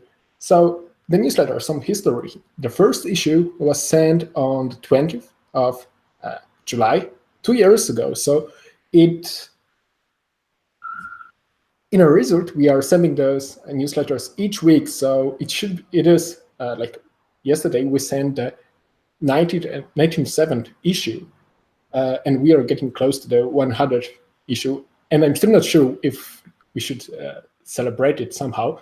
And maybe the numbers will align because the growth is very stable. We are reaching almost the 10,000 subscribers. So if someone is not yet subscribed to the newsletter, please go to the website I will be mentioning in a moment and subscribe. There's really good content. If you enjoyed the podcast, that's basically the same content. So if you already know the podcast or not. And yeah, we got almost 10,000 subscribers. Some statistics around the subscriber base is more than half of the issues that we sent are opened.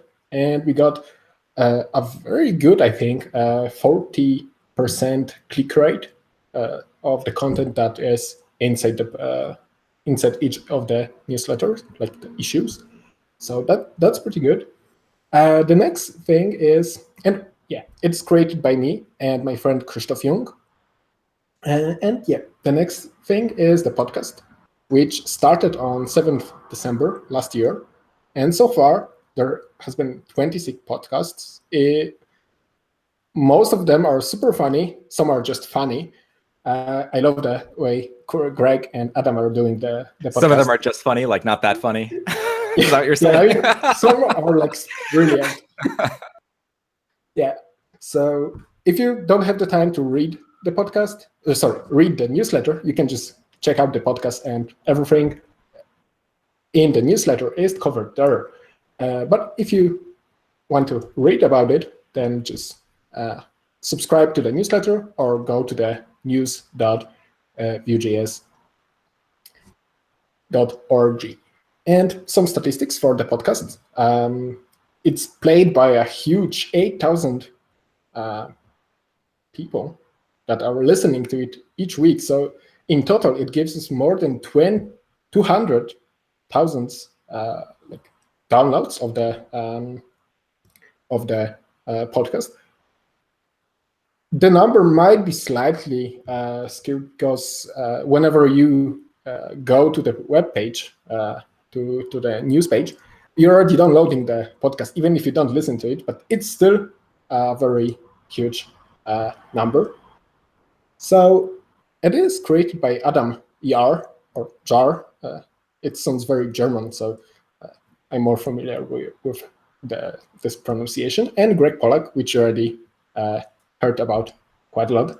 So the next and the final step is the website, which I mentioned, and it is built with Nuxt.js, which is very, very nice and makes a ton of stuff like very easy. So it looks like this if you don't know, like if you haven't seen it yet. So you can read the latest news there, listen to the podcast, and soon there will be some more friendly features. So right now, that's what you can do. And since today, it also works as a progressive web app. You can also subscribe to push notifications. So if you don't like to provide us or email, you can just use the push notifications, and you will let you know whenever there is a new information, like new issue. I think we could also use it to also notify you for like whenever there's an update for our library from the core team. So let's say when there is a patch release for the Vue loader, we can just push it to you. So I think this is something we could do, so that you don't have to like stay and like follow the Twitter like all day just to get some news. You will have the information like whenever it's done, it's there on your phone or your browser. And also, since today, we got the RSS feed, which will be slightly improved because right now it's mostly just the introduction and with a link to the website. But I think we should be able to put everything we got in the newsletter and on the page into the RSS form. And yeah, incoming feature, the tags, which would look something like this. So everything we have in the newsletter, in the so everything we cover in the podcast, in the on the page will be tagged, and by this it should be. I hope it should be a little bit easier to actually just figure out if the content is actually something for me, like if it's a tutorial, if it's like advanced or basic, like beginner level, or whether this is regarding like some tools and so on and so on. And you will be able to just click on a tag and just get everything, or in a combination of tags, like every beginner tutorial that we had covered in our past news, so past newsletters. You will be able to browse them and just read through. So that's it. And of course, you can always submit your stories, and a lot of people do. We got problems to like just picking the best of them on the website. So news.vuejs.org/submit, and there's a very nice Google form where you can type your story, like link to a story, and leave some contact notes if we would like to reach out back to you. And yeah, I invite you to do it so that we can share the news so we can help you share the news with other people from the community. And yeah, that's it. Thank you very much. Thank you, Damian. That category feature sounds especially interesting. I think that'll be useful to a lot of people to be able to find all the beginner tutorials or all the advanced tips and things like that. That sounds really cool. I want to be able to not just like pick one category, but more like you can pick a list of categories or tags, and then we'll show you the combined search where you can pass different tags, and everything that matches those tags will be listed. So that's great. Thank you. Sure. Happy? I think next up we have Alex and Rolf from Vue School. Yep. Hi guys, I'm Alex Kyriakidis. I'm originally from Greece and now I live in Amsterdam. I'm a core member of the Vue.js team and also co-founder of the main feature at Vue School. This handsome guy over here is my partner, Rolf. Hi guys, my name is Rolf Haug. I'm coming from Oslo, Norway, or I am from Oslo. Actually, I flew in yesterday to Amsterdam to join Alex to be able to talk to you today. I briefly talked about what Vue School is in the introduction of this part of the day, but I will go through it quickly again. At Vue School, we teach Vue.js, JavaScript, best practices, and architecture, and other related technologies through video courses and some articles. And education is a really important building block in any society or community. And if you think of it from the framework's perspective, it's a very important part of the growth to grow a solid community. So education, it will inspire developers and companies to create beautiful applications. And the bigger the community gets, the more companies will adopt Vue.js. And as a result, it will provide more jobs, which again will motivate people to learn a sought after skill, kind of completing the circle. So we are really excited about the traction that Vue.js has right now. And we have a course called the Vue.js Masterclass. It's a bit ballsy, the name, I have to admit, but our goal is not to only teach you the ideas or the conceptual ideas and the workings of certain patterns, plugins, or parts of the ecosystem. It's also to teach you how to execute them and implement this into real-world scenarios. So that's why we created the masterclass. So you're actually walking through, like, you know, building an app and the different decisions that you have to make to like figure out how to refactor something as an app grows and stuff like that too. Yeah, exactly. And Alex will talk a bit more about that now. I find that really, really helpful.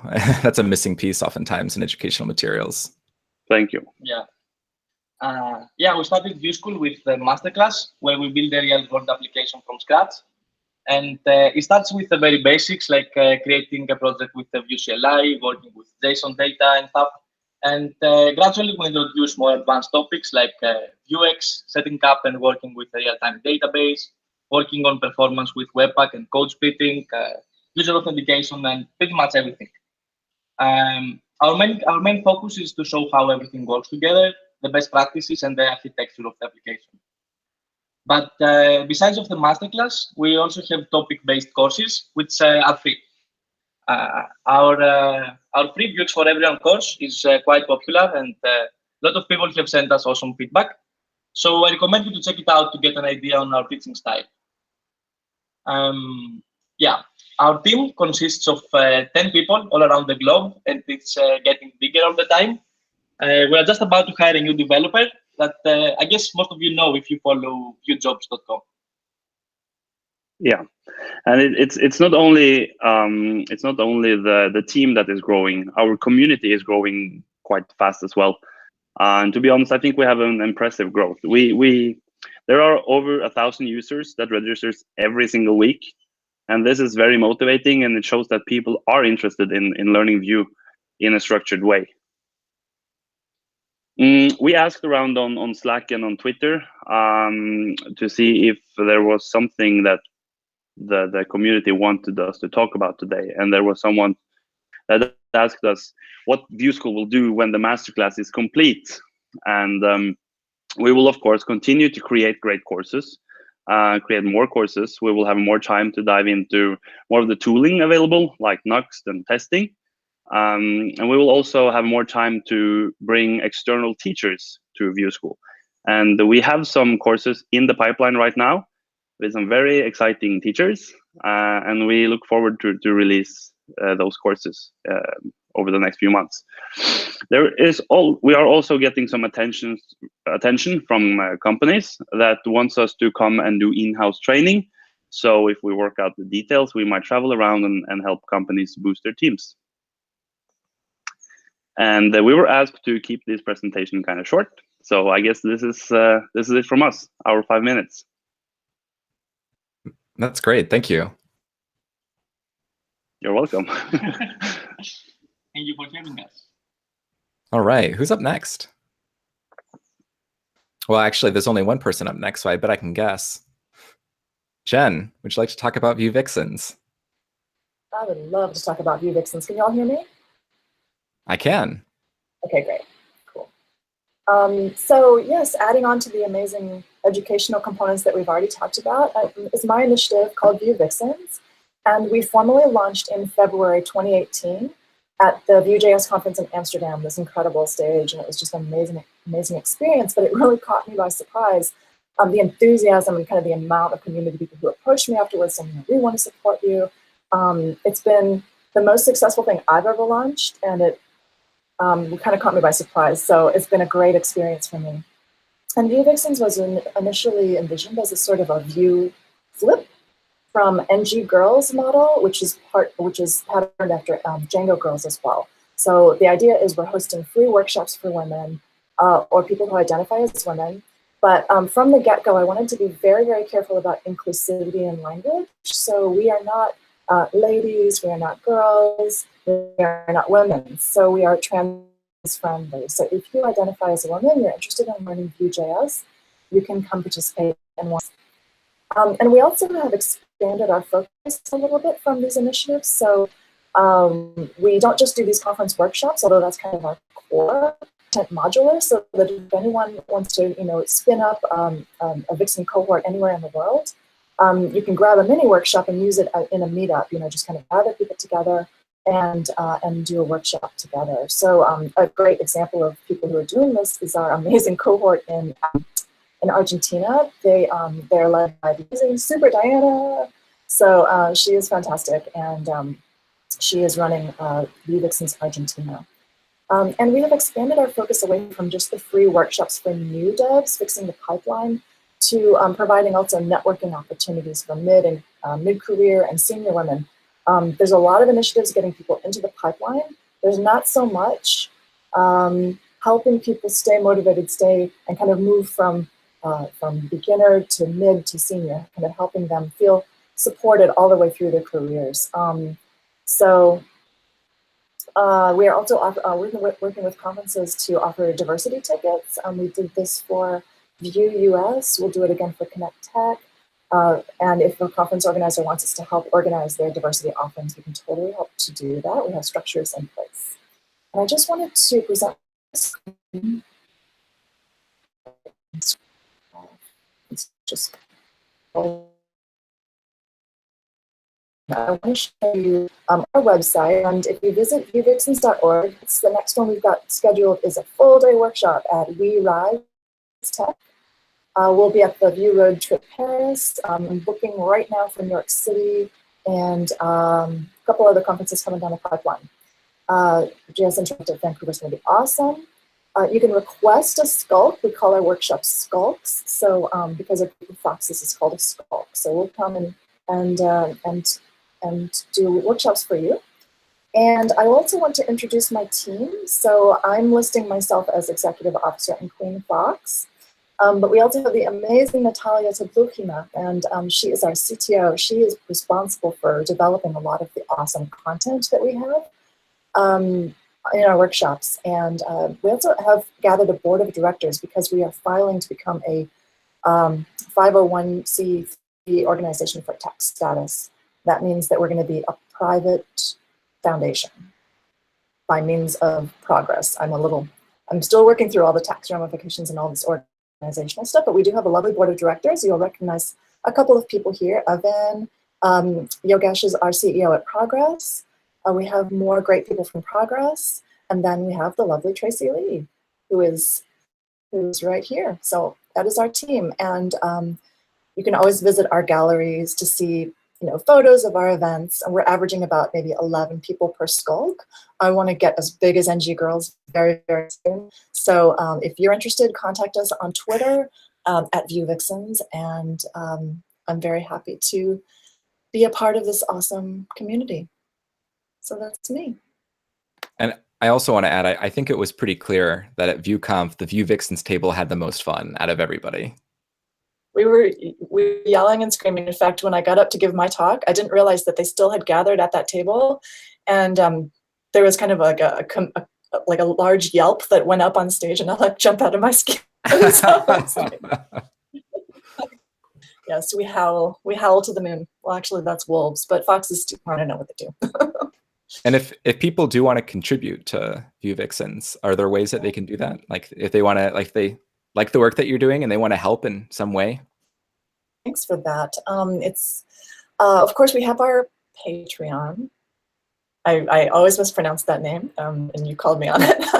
But it's, if you're not able to support us financially, which is totally fine, even like a retweet of an event will help us immensely. So we have to get the word out. We have 800 followers on Twitter, and this is growing very quickly considering how new we are. But we need reach, and we need our big Vue community to really reach out to the folks out there.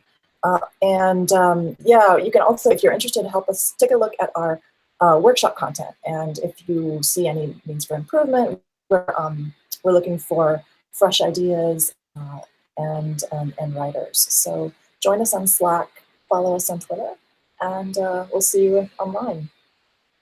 I would also say that this is probably the easiest and quickest way to give back and contribute to the community. Just throw a free Vue Vixens workshop within your community. A lot of people are looking to start meetups and different things like that. So if you're doing a meetup, why not just do one of these amazing workshops? So I've seen it with NG Girls. I think Vue Vixen is an amazing opportunity for the Vue community, and I hope to go to one soon. Yes, we'll see you soon. Yeah, I've also been working with Jen a little bit on some T-shirts that we're going to make from the Vue emoji, and half of those proceeds are going to be going to Vue Vixens. So that's another way soon that you'll be able to support it. I'll probably have a poll to help people pick some designs later today or tomorrow.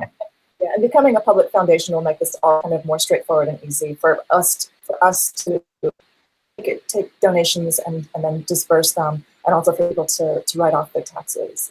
But I just want to also say that every dime that we get as a donation are going to be diversity scholarships. So it's all well and good to get a ticket to a conference, but if you're like living on the street, you need somewhere to stay. So we'd like to give a little bit of grant money to people.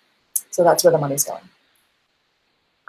Cool. I think Chris, next up, maybe helping Adam Wathan give a little update on what he has going on, and then we'll move on to Q&A. Yeah, Adam has probably rightly given up on his voice. He's not going to try to hurt himself anymore, and I'm glad for that. So I'm going to talk a little bit about his advanced components course. First, I think a lot of people first found out about Adam's work with Vue through a blog post that he wrote that got really popular, called Renderless Components in Vue.js. And that had a lot of really cool patterns that a lot of people, I think most people who are using Vue haven't seen before.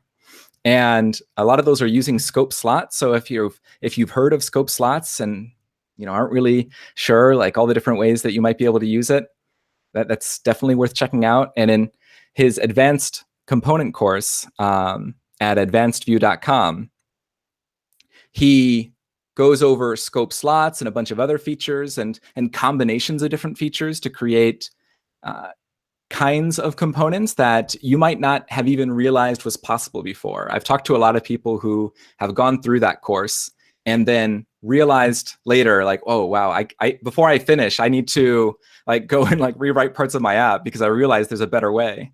It's something where you can immediately take away practical things, be able to build new kinds of things with what you're learning. So definitely worth a look. If you go to advancedvue.com, you can check out some lessons for free if you're interested, before plunging in and buying something. So, if you check that out and you're not learning anything, there's nothing that you can take away to, use in your apps, then you'll know with those free courses. If you're just so advanced. All right. Super awesome. There's so many amazing things happening in the Vue community. I'm grateful for it. Yeah, it's amazing, and happy to have such an amazing core team as well. You guys are really great, and I always have fun with everybody. So let's see. One question from Bruno on the education pieces. Have any projects tried to send education about Vue with internationalization for most popular languages? I guess, are there non-English Vue courses available anywhere? Or is anybody working on that? Yeah, our Spanish, our Argentinian folks are working on Spanish language. We already localized our website, so the workshop content will come soon in Spanish. Great question, because I think it's really important. Well, I imagine that if you hire Vue School, I believe they can speak at least Greek and Norwegian. Yeah, of course. So should be able to give workshops in those. Yeah. Did you ask about the course being in a different language than English? Was that the original question? Yes. Yeah. Yeah, we only have English audio, but we have Spanish subtitles on all our lessons, and we are trying that out, and we will see. We might make subtitles in other languages as well if our community likes it. It's a start. You can only do so much, and you can only start somewhere, right? Yeah. Right.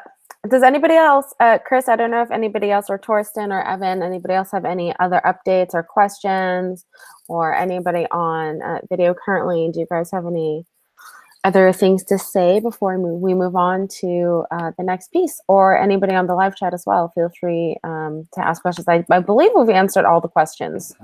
Yeah, I think it's pretty clear that everyone wants a Vue jingle. Yeah. So I think whatever you're doing at Vue Mastery, you need to drop it and just work on that. Right, that'll be. And I want you to know that I do play guitar and I can sing a little bit, and you will be receiving my demo tape a little bit later. Okay, so we'll have to collaborate on that. Yeah. I also additionally, unrelated to that, I wanted to also let y'all know. So on vuemastery.com, we have all the talks from the VueConf US. So if you were not able to make that in person, you can head over there and watch them all for free. So Chris's talk, Evan's talk, Sebastian's talk, they're all up there for you to consume. Yeah, thank you very much for recording those and putting those up. Yeah, our pleasure. And your puppy's obviously excited as well. Right. Yeah. And yes, Thorsten. I would just like to give out while we were talking about education, I think a big part of it all is also the free education, essentially, that people give out on the forum, on the chat, because we have a pretty active forum community that I'm administrating, and I'm very thankful that I found some really great moderators that are helping me out and answering all the questions that we get there day in, day out. We also have a very, very active Discord server where we also have a few people who spend much of their free time helping other people, answering questions, pointing them to resources like Vue School or like Vue Mastery or like other blog posts and courses. So just a big thank you and a shout out to all the people working there. I can't go down the list of all the names right now, but if anybody's watching and is still having not found out about forum.vuejs.org or about chat.vuejs.org, go there, ask questions. We're very helpful. We're very nice. We're very active. So we're happy to help you out if you have any questions. Yeah, and for those who might not be aware, Thorsten is Linus Borg on. So a lot of people think his first name is Linus. No. it's just actually a word of my last name. But I think the Borg part is pretty appropriate because you're so omnipresent on Twitter and on the chat and on the forum, helping people out constantly. Like, thank you so much for that. I constantly hear from people, oh yeah, I think, yeah, Linus Borg helped me out with that. You know, I was a little bit confused, but then Linus Borg pointed me to the right resource. And You're doing fantastic work. The funniest thing that recently happened was, like, I think it was just 2 or 3 days ago, someone on the forum told me that someone used my avatar as a custom emoji in the company Slack for a problem, because they were referencing my entries on the forum so often that that now I'm an emoji. Emoji. Wow. Which is hilarious.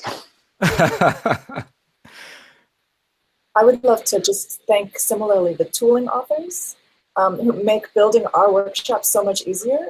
Special shout out to Code Sandbox, to Flip, Eve. We couldn't have done it without that. Made it so much easier. It's so much easier to onboard new people using that tool. Same with the Native Script Playground for mobile apps. So thanks, tooling people. We love you.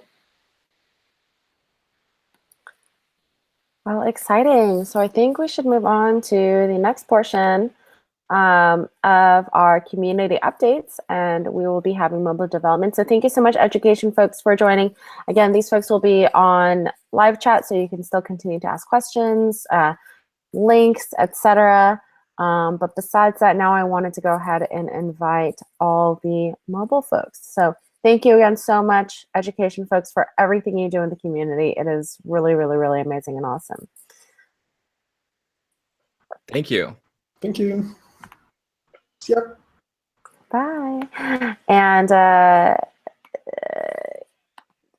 Chris, I know there's a lot of conversations around mobile in Vue and a lot of different options. I know, Evan, you were answering a few questions on chat about, hey, why is, I don't remember which one it was. I was reading the chat earlier, but why is it Onsen ionic? UI. Yes, Onsen UI. So it seems like, I mean, have you guys seen an uptick lately on things related to mobile development, or has it just been consistently that people just are always wondering about these things?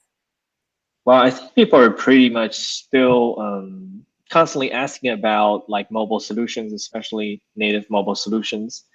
But I think the Vue ecosystem currently has a pretty good array of options, right? All the way from PWAs to hybrid to native.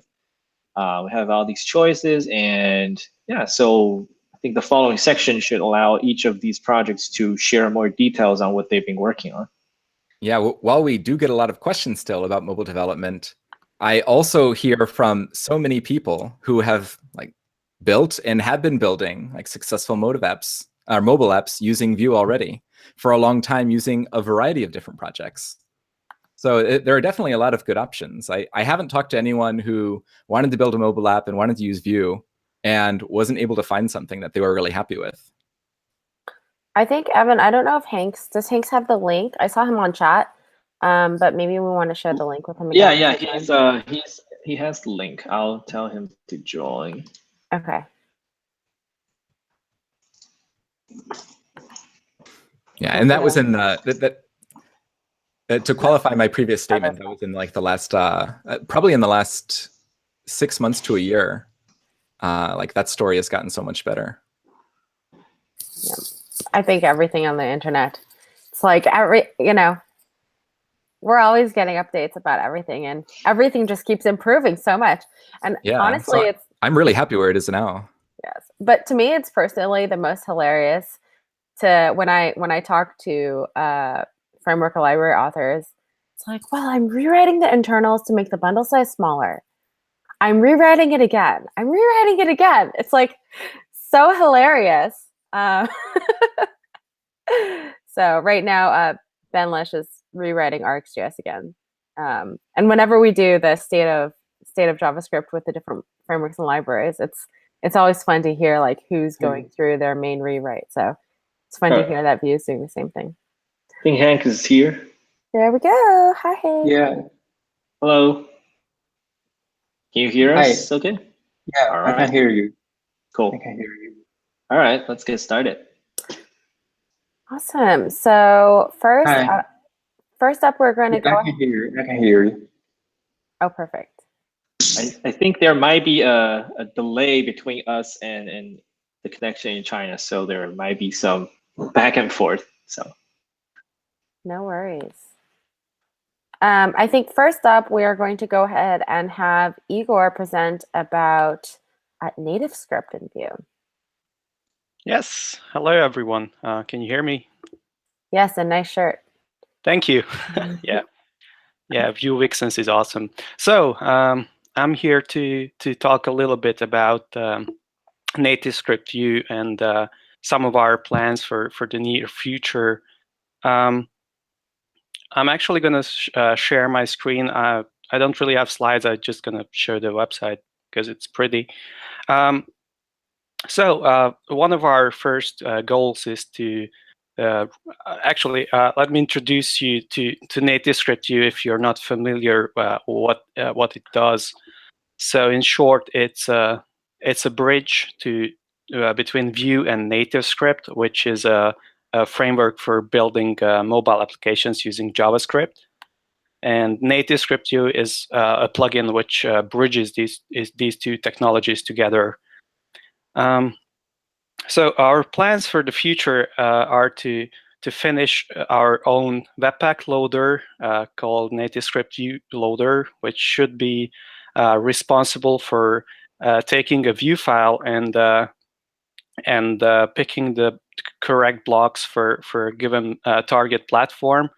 The idea is that we want to allow developers to specify multiple template blocks, such as template blocks for web, for native, etc., and then let the build tool, in this case Webpack, and our loader pick the correct blocks and then pass it on to Vue Loader to do its job.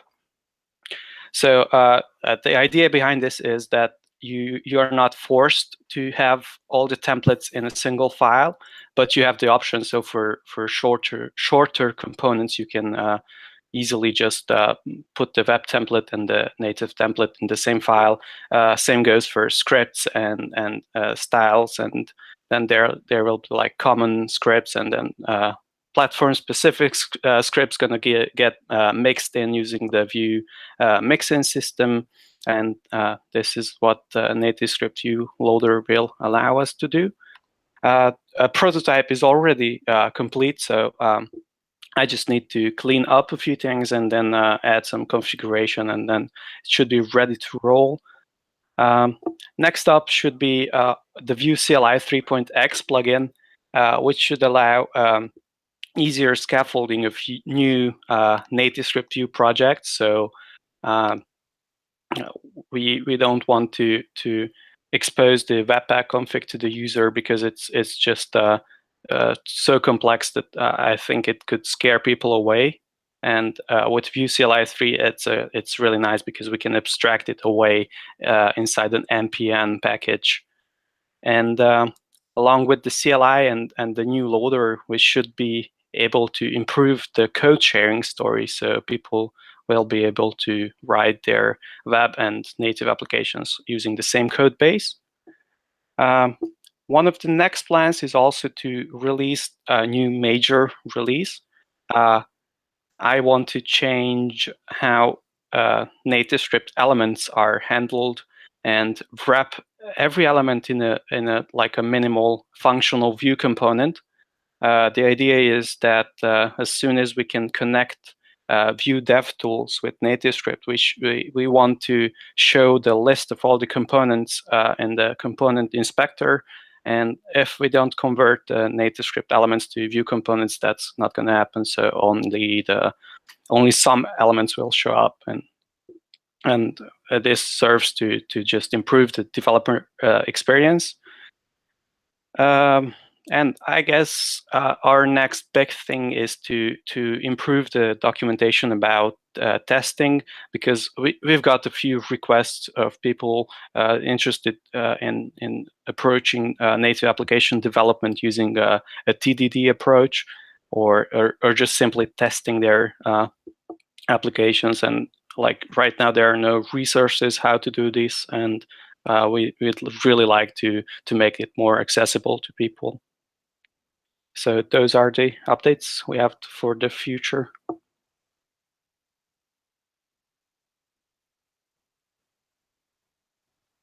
Great, thank you so much. Yeah, thank you. Let's see, who do we have up next? Now we have Hanks talking about weeks. Hey, can you hear me? Yes. Can you hear me there? Yeah. Hi everyone, my name is Hanks, and I'm a front-end developer from China, and I'm also a contributor of Wix. Yeah. My English is not that good. Definitely is the worst among us. So it's actually very good. Good. Don't mind my poor grammar and ridiculous pronounce. Yeah. Yeah. Okay. I'm not sure if you don't have even heard about Wix. Yeah. I'm pretty sure a lot of us have, but you can give us a brief introduction. Okay. Wix is a cross-platform framework for building mobile apps, really native mobile apps with Vue or any other front-end frameworks, just like the native script do. And in short, you can use Wix and Vue to write really native mobile apps, and it's not based on the web view. All components of Wix are rendered natively. Yeah, we have really been heavily used in Alibaba, especially in Taobao and Tmall app. And yeah, by the way, I'm the employee in Alibaba, and it's another big tech company at China. Yeah, we are really heavily used Wix in real-world production, and have its performance. The performance of it is really well. It's really good, and I can share the screen about that here. Okay.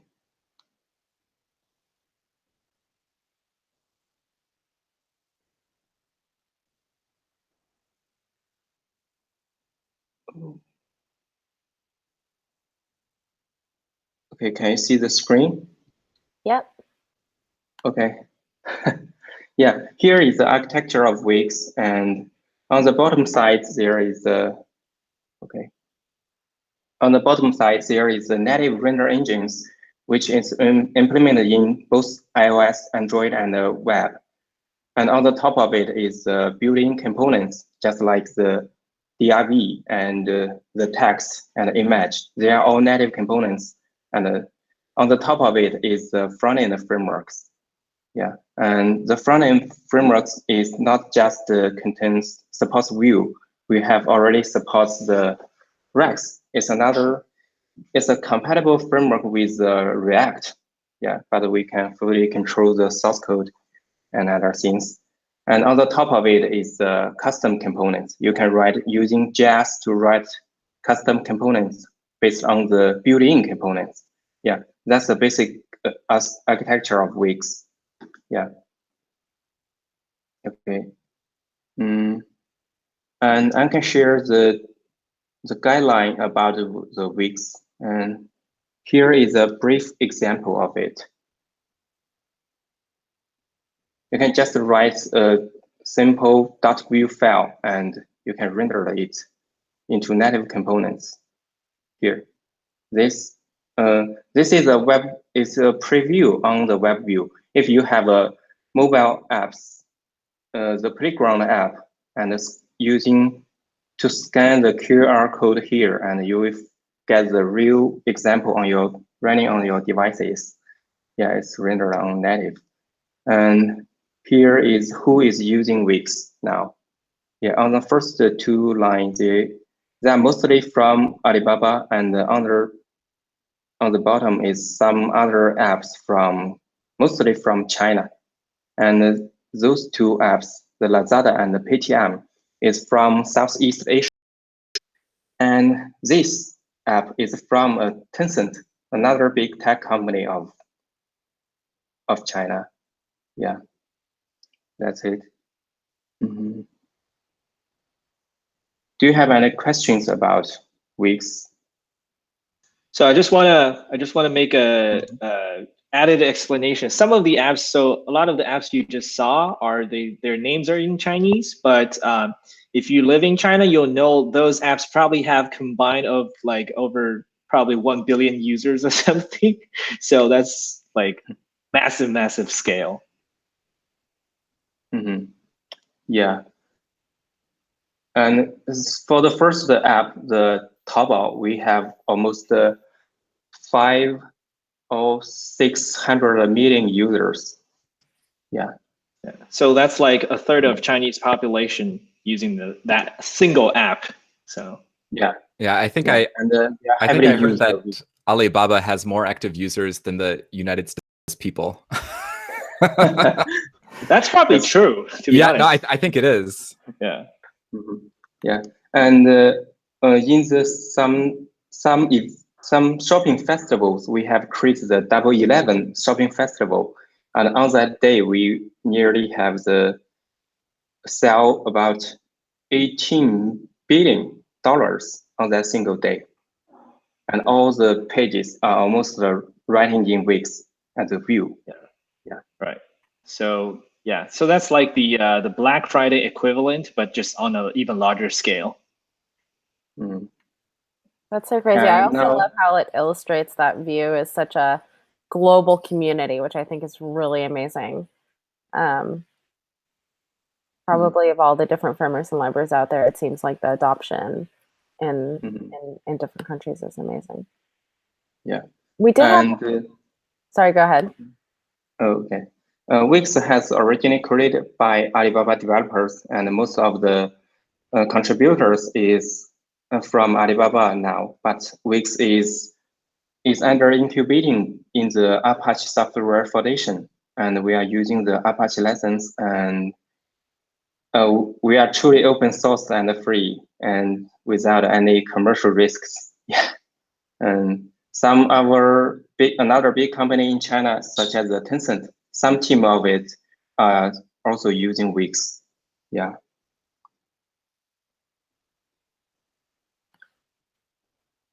Cool. I think, thank you so much for the updates. We do have a few questions that we'll get to right after Mike gives his update on Ionic. So thank you so much, Hanks, for doing that. Hi, Mike. You are a little bit not coming through. No, I think it's your connection for your mic. Nope. It's like... It sounds a little bit like a dying robot.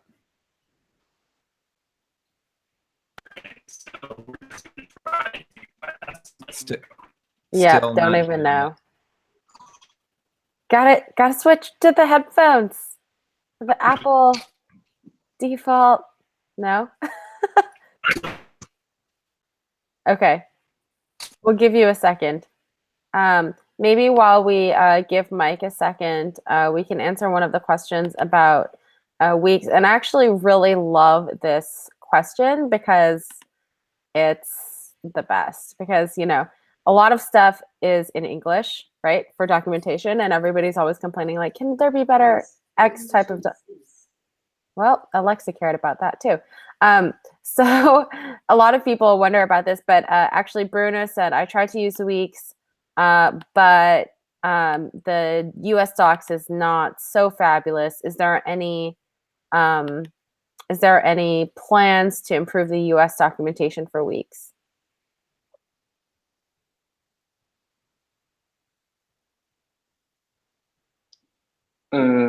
Okay, for the UI, I know that we have some consistency issues between iOS and Android, and we are trying to fix this by draw the basic components by our own and using the GPU. Some just like using the shader to draw the DRV and draw the text and to fix those style issues and those UI issues. Yeah. I think the question was more about the documentation and the documentation in English. Some people was wondering if there are improvements planned for the documentation in English. Yeah, that's a big problem for Wix now. And most of the weakness part of Wix is the document, I think. Yeah, we are not good at writing documents, especially English documents. Yeah, but we can find, we have a schedule to improve our documents up one by one, but we need some native speakers to help us to improve it and make it understandable. Yeah. Is there a place where native speakers can talk to you to see how they can contribute?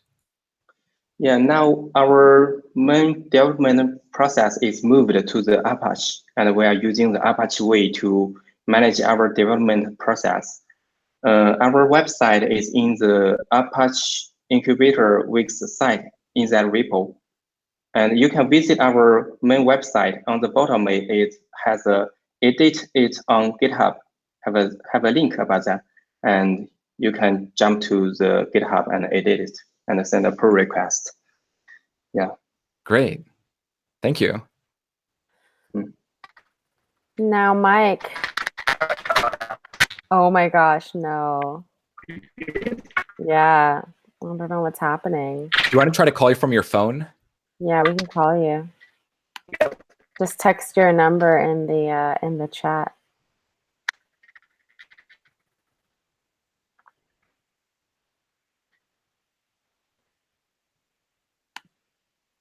Okay, dokes. I'll give you a ring right now. If you can put yourself on mute and turn your computer on mute, that would be lovely. And let me go ahead and, oops, how do I do this? So, oh, weird. I don't know if I can call you. Well, I was thinking maybe he could use Hangouts from his phone. Oh, yeah. That would be good too.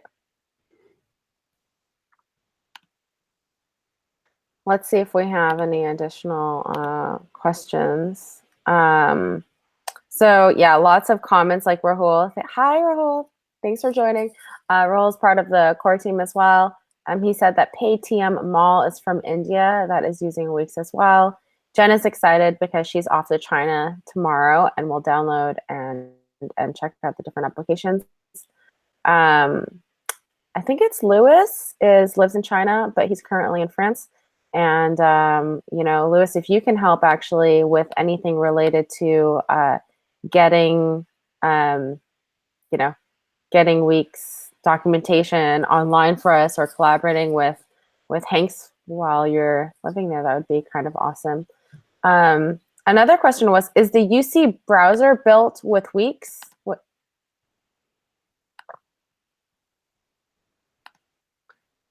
Does anybody? The UC browser is not built by the render engine is not built by Wix, but some active pages is using Wix. Some that's the landing page, the news feed, those pages are built by Wix. The real browser engine and all of these are not using Wix. Yeah. Awesome. Someone asked a question, did they talk about using Vue to build desktop apps like Proton Native Project? So I'll say there's, to build Electron apps, there's a template that's really useful called like Electron Vue template or something like that.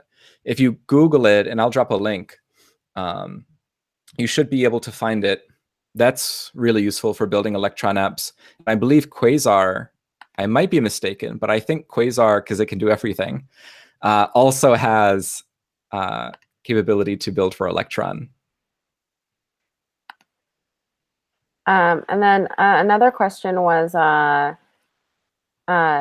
there's been a discussion, has there been, or sorry, that was, there has been discussion, never mind. Let's see. Ooh, hi, Mark.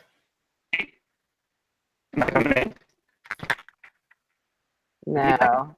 I mean, it's bad. We can't really understand you. Wow, that's interesting. And this is on your phone? Maybe just unplug your headphones, because maybe it's like your headphone thing is no weird. Huh? Are you calling from your phone, Mike? Yeah. That's so strange. Well, that might be a connection problem of just Google Hangouts in your area. I don't know. Yeah, that's weird. Well, you know what? Here's what we can do. I'm going to give you a phone call just on the cell phone, and I'm going to put it up to my microphone. This is the last effort, and then people will hear you through me, okay?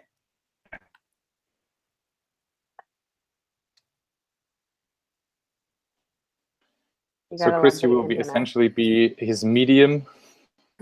Yeah, if you say anything I don't like, if you start talking bad about me, I'll just mute you.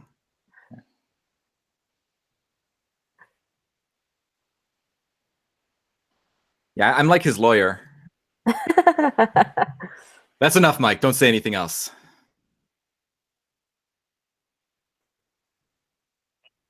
Hello. Okay, I'm going to put you on speakerphone. This is a good connection. All right. So can people hear me? Yes. Shocking. Oh, thank God. You can turn on your video if you like. Yeah, let me set that up real quick.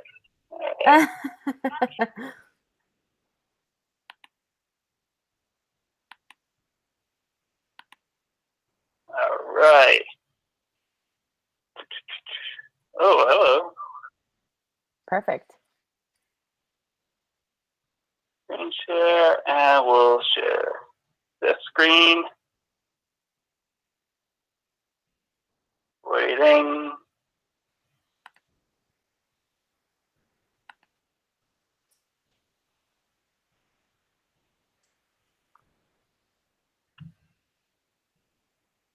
Looks like you froze on your screen. Unless I'm crazy. Is anybody else having him frozen? Are you still there? Uh-huh. It looks like you froze on your screen, Mike. Yeah. Oh, come on. We can see his number. That's what somebody said, crashed Chris. on me again. Chris, you're broadcasting Mike's phone number I am? to the public. Yeah. Look at your video. Wait, I'm not screen sharing. Oh no, but you have video on. The Hangout just crashed on me. I have video on? Yeah. Yeah. It says I don't have video on. Wait. It's just in the thumbnail, so I think you should be fine, but Oh yeah. I did present to everybody, so actually wait. That. I didn't hit share screen or anything. Oh no, it's because your video and your phone. Yeah. Oh, I see what you mean. Okay, got it. There we go. Right, I'm back. Favorite. Whoops. I didn't even think about the fact that I'm holding a screen. Oh, that was so good. Okay. We got Mike. We got you presenting to everybody. It says Ionic and Vue, Mike. We are good to go. All right. Okay. And you can call Mike later for a good time. Yeah, thanks. I swear, if I get some spam calls, it'll be real fun. I'm so sorry. Let's just move past it before people actually write it down or anything. All right, so we're going to talk about Ionic and Vue after probably the worst technical difficulties that I've ever had. This is basically a good point to call out that don't install beta software.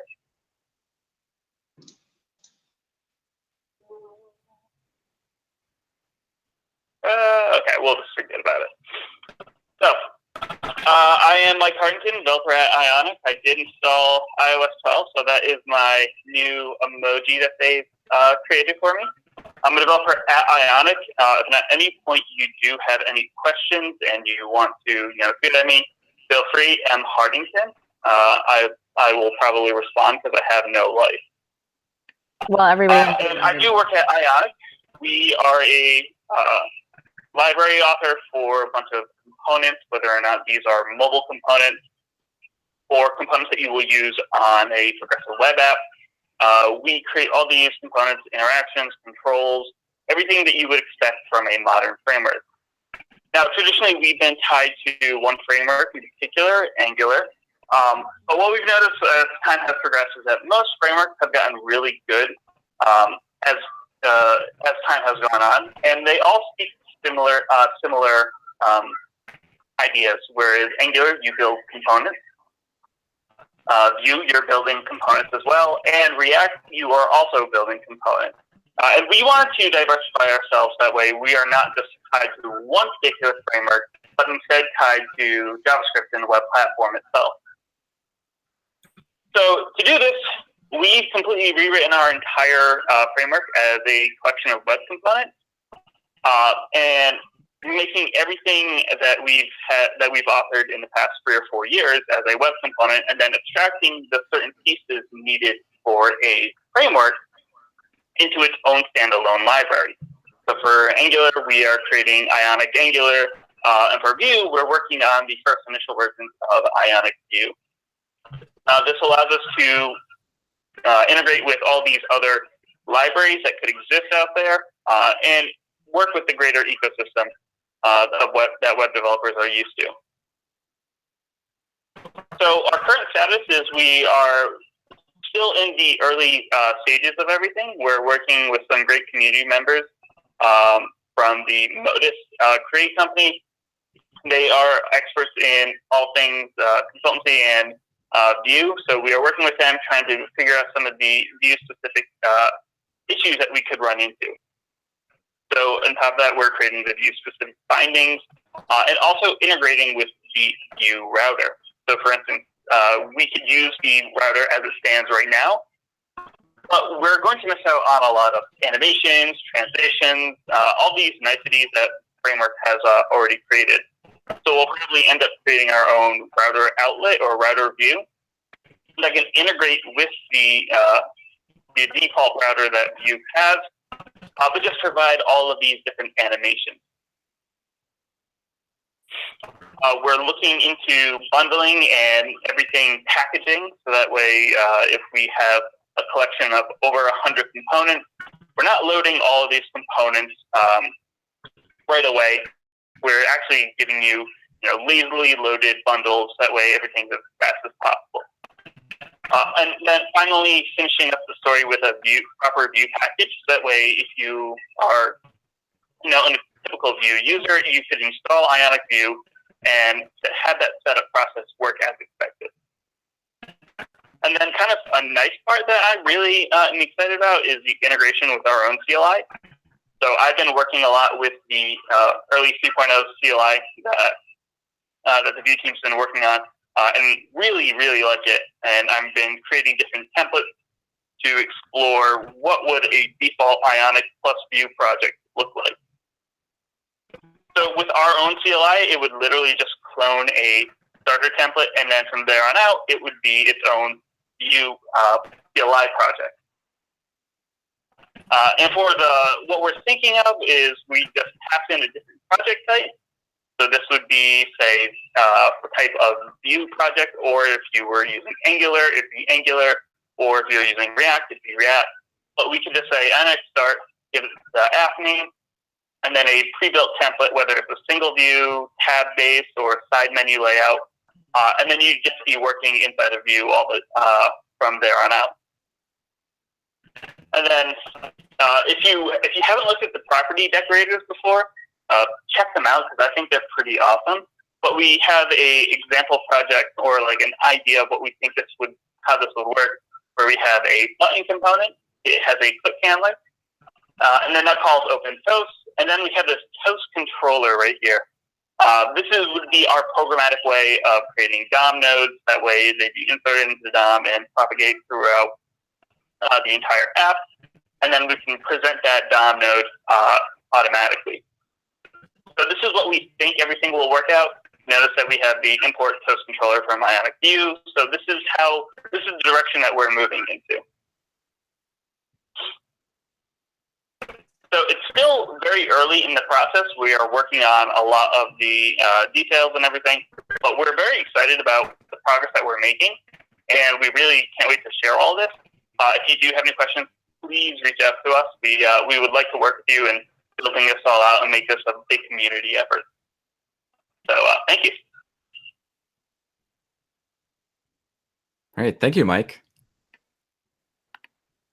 Yay, that was awesome. I'm glad we were able to hear you through. Yeah, I agree. That was an interesting audio setup. The most interesting one I've done so far. Yeah. But you know what's amazing is Mike has all this amazing equipment, and it's like nothing works. Yeah, he has better equipment than me. I know. It always goes like that. All in the world, and I still couldn't hear you guys. It's amazing. But that's okay. Okay, so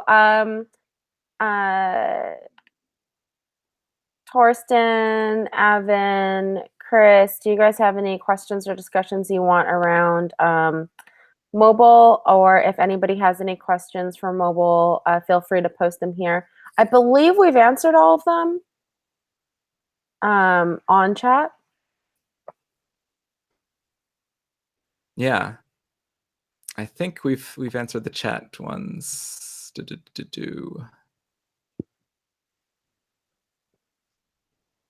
Yeah. So we might be good then. Yeah. Oh, here's a good question for Ionic. Isn't a big part of Vue 4 Stencil moving away from building and maintaining framework-specific bindings? What about Vue makes this worth doing?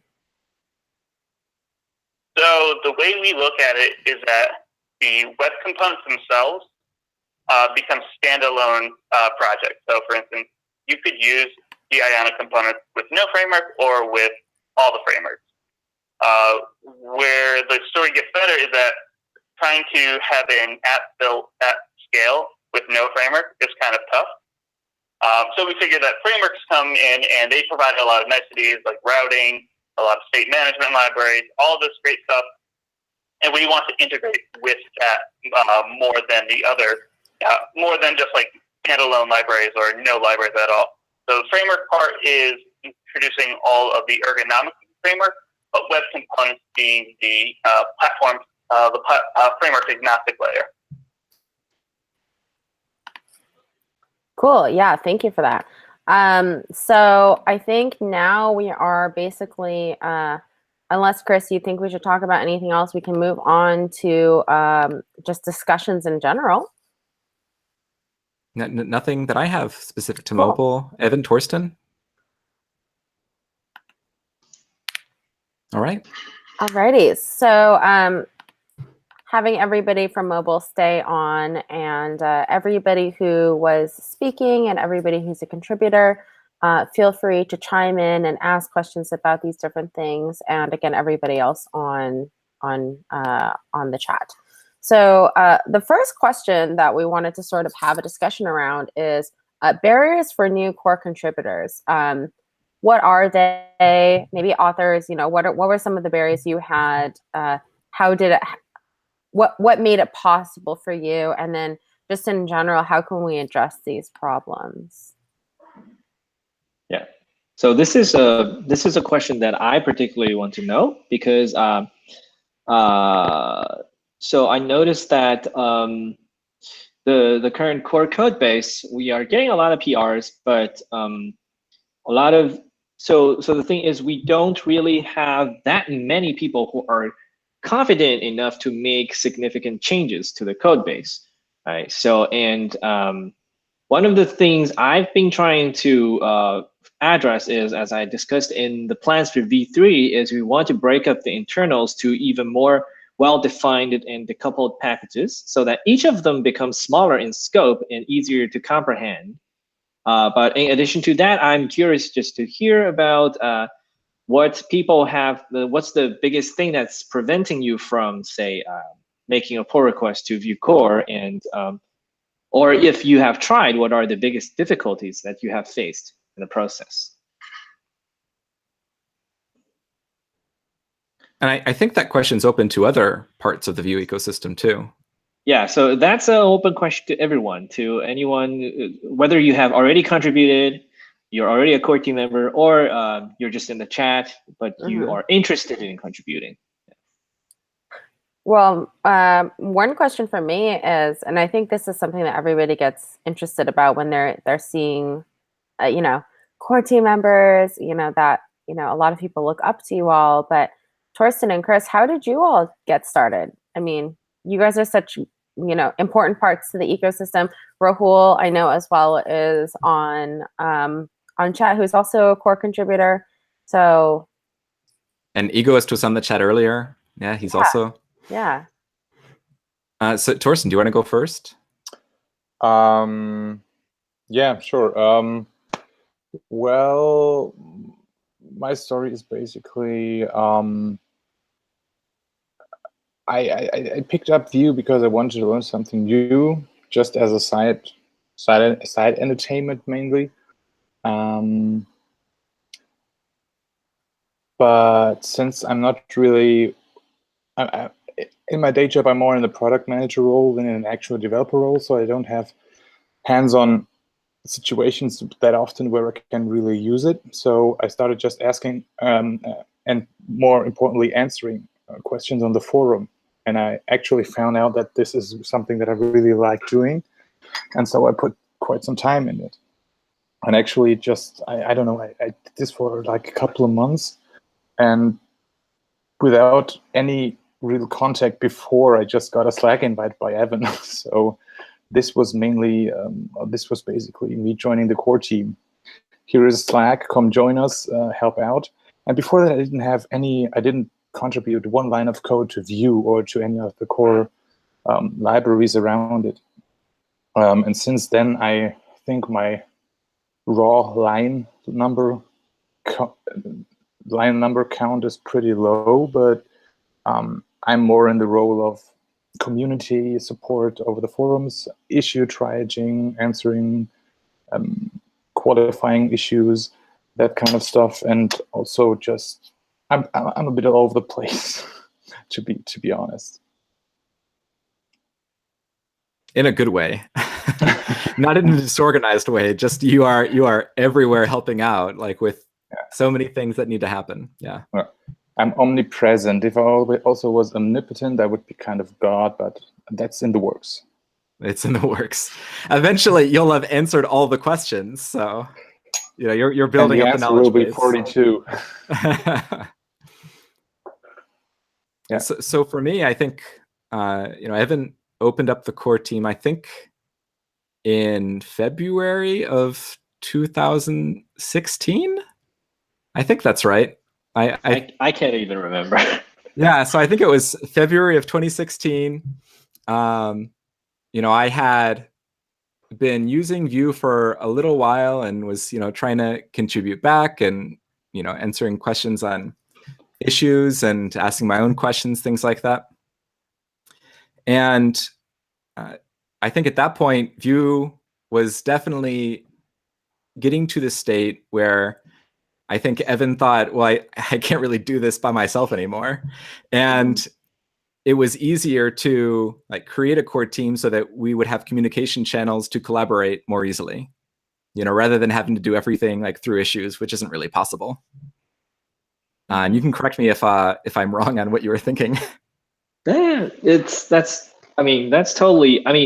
Honestly, when I started adding people to the GitHub organization or Slack, it's pretty much I see someone who's been continuously active in the community, just doing things, helping people out or helping me out. I see there's a continued commitment of just contributing to the project. Then I just invite them to Slack and to the Vue.js organization. Most of the time, really even when I invite them, I don't really say okay, you're a part of the team, I want you to work on this. Really, it's more like a recognition of what they have already been doing, right? So for anyone who I also get this kind of question, people who are how do I become part of the team? So the answer is you don't have to ask for it. You just kind of go and do it, and we will notice. We will, and eventually we'll recognize that and acknowledge it, because I think that's how a lot of people kind of get into open source as well. I often tell people the story of Henry Zhu, who works on Babel. He's the current maintainer of Babel, and he just started contributing to Babel when Sebastien was still working on it. And one day Sebastien was just like, hey, Harry, you want to just, take over everything and be the new lead maintainer? And Harry's like, okay. And that just happened. And Harry just somehow became, the lead maintainer of Babel. And because he didn't ask for permission to do it. He just kept doing great work. And eventually he just naturally he kind of fell into that position naturally, right? Because he was passionate enough to just keep doing it. And also, like, it makes our lives easier if we can invite you to the core team, because I mean, when we give you, like, when we invite you to our Slack and like give you greater commit access and maybe access to publish some packages and things like that, that's just like less things for someone else to do. And if you're already like helping out and doing it competently, there's always more work. Like, there's never a time when we're on the Slack is like, okay, so like, what should we work on? Like, there are always ways that we can improve like everything in the Vue ecosystem. Yeah. Someone had a question for I think it's Noel. He said, for me, it's the fact that I'm not sure what I could do. If I find something I see I can do, I would do it. But other than small bugs, I haven't really seen anything I can work on. And I guess the main issue is ideas on what to contribute to, because Vue is quite complete as it is. Right. I think small bugs are a good place to start. Yeah, exactly. So oftentimes I think, so looking at some of the chat record, I think one of the biggest, so from what I can gather, I think the biggest barrier right now seems to be the fact that even you're just fixing a small bug, it often has to span across multiple moving parts inside the code base. And that can be difficult if you don't already have a good overall grasp of how the code base is put together. I think that's probably the primary motivation behind why I want to start breaking things up, right? So that you have clear boundary between different parts of the code base. And that also helps us to make these potential problems more isolated. And once you isolate them, the smaller the scope, the easier for newcomers to start, take up something that's manageable. And they can slowly start to learn each part one by one and eventually be able to put everything together. Right now, the code base pretty much requires you to read the whole thing in one go and understand how everything fits together before you can actually do anything. So I think that's... I don't know if I'd say that's true. Because I don't understand how everything fits together. you need to have a rough idea of what each part is doing, right? Yeah. And that can be intimidating. Yeah, but about that point, I would like to add, when I first started actually trying to read the source or to try and see where I could contribute, I was initially pretty much put off by this complexity that you were explaining. But what I found over time, with a little bit of patience, what helped me a lot to really get this bigger picture was not just actually sit down and try to read through the whole thing, but rather to try to identify specific pieces of functionality, because I try to reply to an issue, or I try to reply to a question on the forum, or I try to explain why something that I kind of knew was going to work or was not going to work would be a good idea or a bad idea when I was discussing an issue. So just as a tip from my side, at least that was the way that helped me a lot to get into things, was not to like sit down like an exercise to try and read the whole thing and understand it from left to right or top to bottom, but rather to find specific tasks or specific things that interest you or that are a problem for someone else and you want to help them out, and try to really get to the bottom of it, because that way you have a smaller scope that you can actually investigate. That's something that really helped me to over time build a bigger picture of how everything fits together on the one side, and to also understand smaller details, of specific parts that people ask questions about over and over, or that are complicated, or that are caveats that people more often stumble over. And in an issue for a specific bug or feature, you can also ask the people on the core team, like, is this something that like you'd be open to a contribution on? Like, is it something that's like way too complex and it's probably not a good first contribution, or is this something I could maybe do? And if so, like, where would I start? And they can point you in the right direction, like which files you want to start looking at. And something else that I do for Vue and other projects, when there are a lot of like large code bases that you can't really understand all of it, and it's usually not practical to go through and read everything because we have limited working memory. Like, we can't keep that all in our heads. I like to search for some kind of text that I believe will be in the source code somewhere. So if you clone it and you search in VS Code or something like that, then you can look for something like the name of an error message that you want to trigger, like that isn't like always triggering in the right case or something like that, or the name of a method.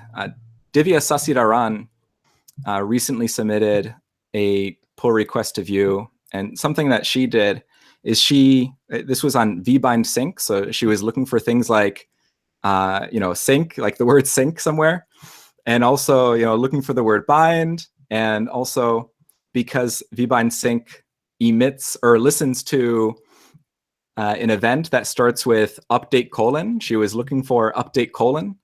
So finding like little pieces of what you expect might be there can help you identify like where in the code base this is supposed to be. And in this case, that helped her find the relevant tests, so she could add more tests, the relevant files that would be needed to add the feature.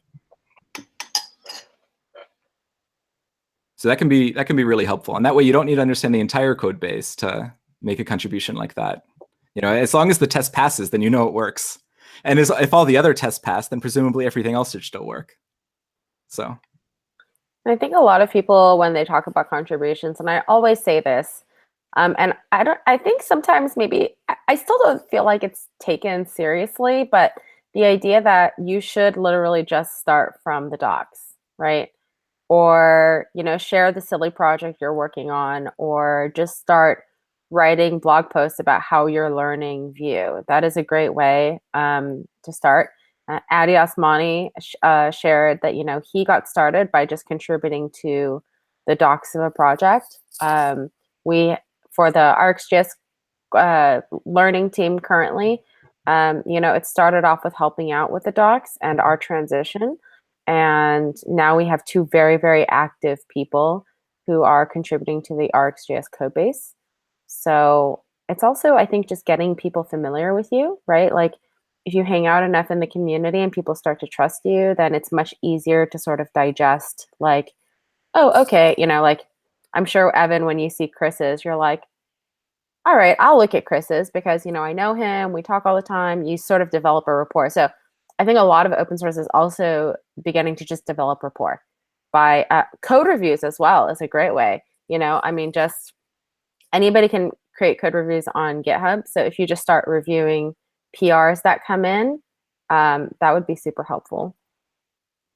Yeah, and there are probably some things that you won't know about until you actually submit your first pull request, because there are some things in a library or so like some parts of library code that are different from application code, and certain optimizations that will make that you wouldn't normally need to make in an application, because we don't know exactly what context Vue will be used in. Like, it could be used to create 10,000 different table cells, or it could be used to register 10,000 different listeners. And so like, we really have to optimize for every individual case, but we can help you learn how to make those optimizations. And I'll agree with the docs. Like, we have 430 contributors to the docs right now, just the core docs, and they're in different languages as well, right? Yeah, but that's just in English, though. Wow. So, we've definitely had a lot of people help to make the docs as good as they are today and to keep improving them. So we are running a little bit short on time, but I wanted to sort of open up the question we want for discussions, which was pain points for library authors or custom renderer authors. So anybody who presented, or even anybody who's logged on who are doing things related to writing libraries or writing anything for Vue, actually, what are some of the pain points that the core team can help address? Yeah, and primarily this is also a chance for gathering feedback on the potential direction we're going with Vue 3, i.e. making the internals individual packages that you can leverage as tooling authors. That will, like, for example, the custom renderer interface will be you import at Vue renderer core, and then you extend the base renderer to create your custom renderer.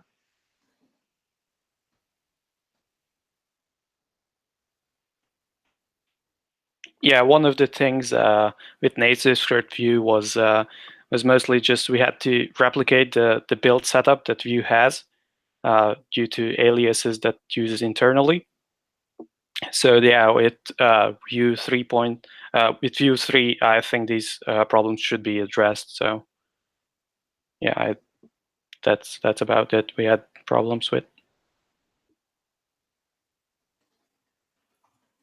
Somebody said TypeScript issues could be an easy entry point for new contributors. I guess that's answering the second question, but can I call it?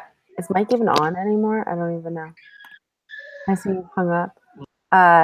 What about Hanks? I'm super curious. I don't know if you have any. Yeah, Mike's still here. He's still on my phone, so I can unmute myself so you can hear him. We have to double unmute. Okay. Mike, do you have any comments related to Ionic and Vue and anything that the core team can help do better, or maybe things that you found really helpful? I think that would also be nice, because as people are trying to build for Vue, probably hearing. Yeah, one of the things. Yeah, I was gonna say one of the things that I found that was great and then also kind of confusing was around form controls. So like the documentation, as soon as it touched on, oh, we have a custom component, you can't use like vModel. That was, it made sense. It was like, okay, you know what, I'll just use, bind to the input and then set my models that way. But one of the things that I wish existed was some way to bind, that vModel API to these custom components. So Angular has an idea about this with its form API. I just didn't know if there was any idea for creating something like this. So you could take vModel and then apply it to custom components that are input, but not necessarily just an input tag. So I might have misunderstood, but you can actually use vModel with components. You also have an option. Right, it can be actually used on anything technically. So I'm pretty sure there's, I like from your description, I'm not sure if I fully understood your question, but what you described should be totally feasible, because we do have an option called model, which allows you to customize the event and the prop that's going down and coming up. So you can fully customize those, and you can bind the internal, the internal element of the component can be pretty much anything. So vModel on a component can be customized to do pretty much anything you want.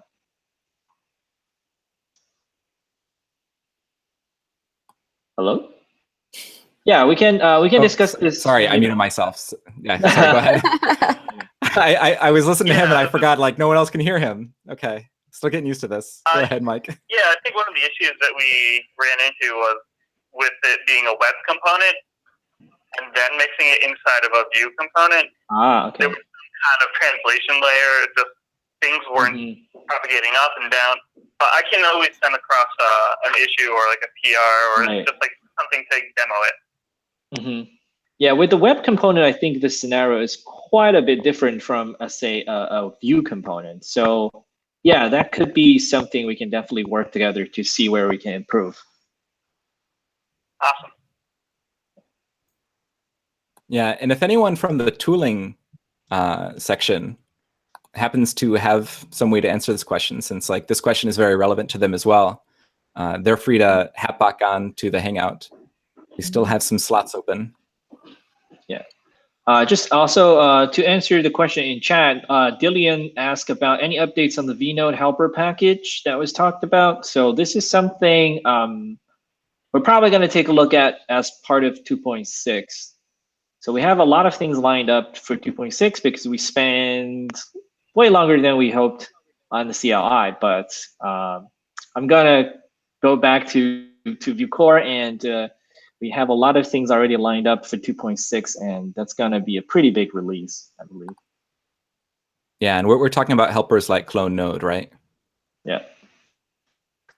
I don't know if this is helpful or not, but there's been discussion in the chat in terms of contributing and like sort of being involved within the Vue ecosystem. And the Node project actually does a really good job at this, where they have different committees, like the technical steering committee and the community committee and different things like that. And they record everything and post it online so that people can view it later. And I know the Vue community is so large and spans across so many different, time zones.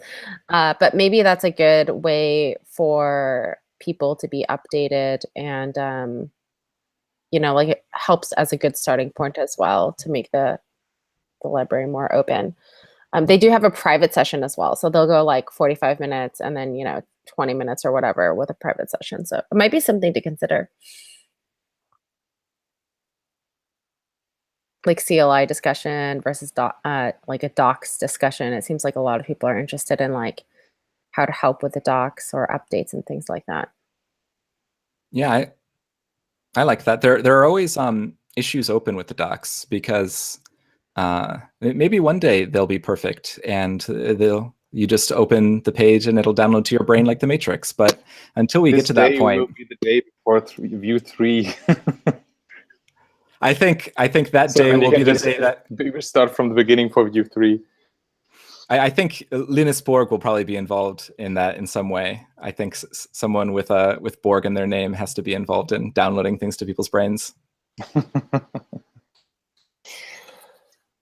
Well, it seems like we're out of a lot of different questions on the chat in here. I don't know if Evan, Thorsten, and Chris, you guys have any sort of like wrapping up comments or question, or new updates. Maybe somebody merged a PR while this video chat was happening. I was paying attention. I was not merging PRs. Not really. Cool. Okay. Well, I was excited about the Vue RX updating. Yeah, that's Vue RX RxJS6.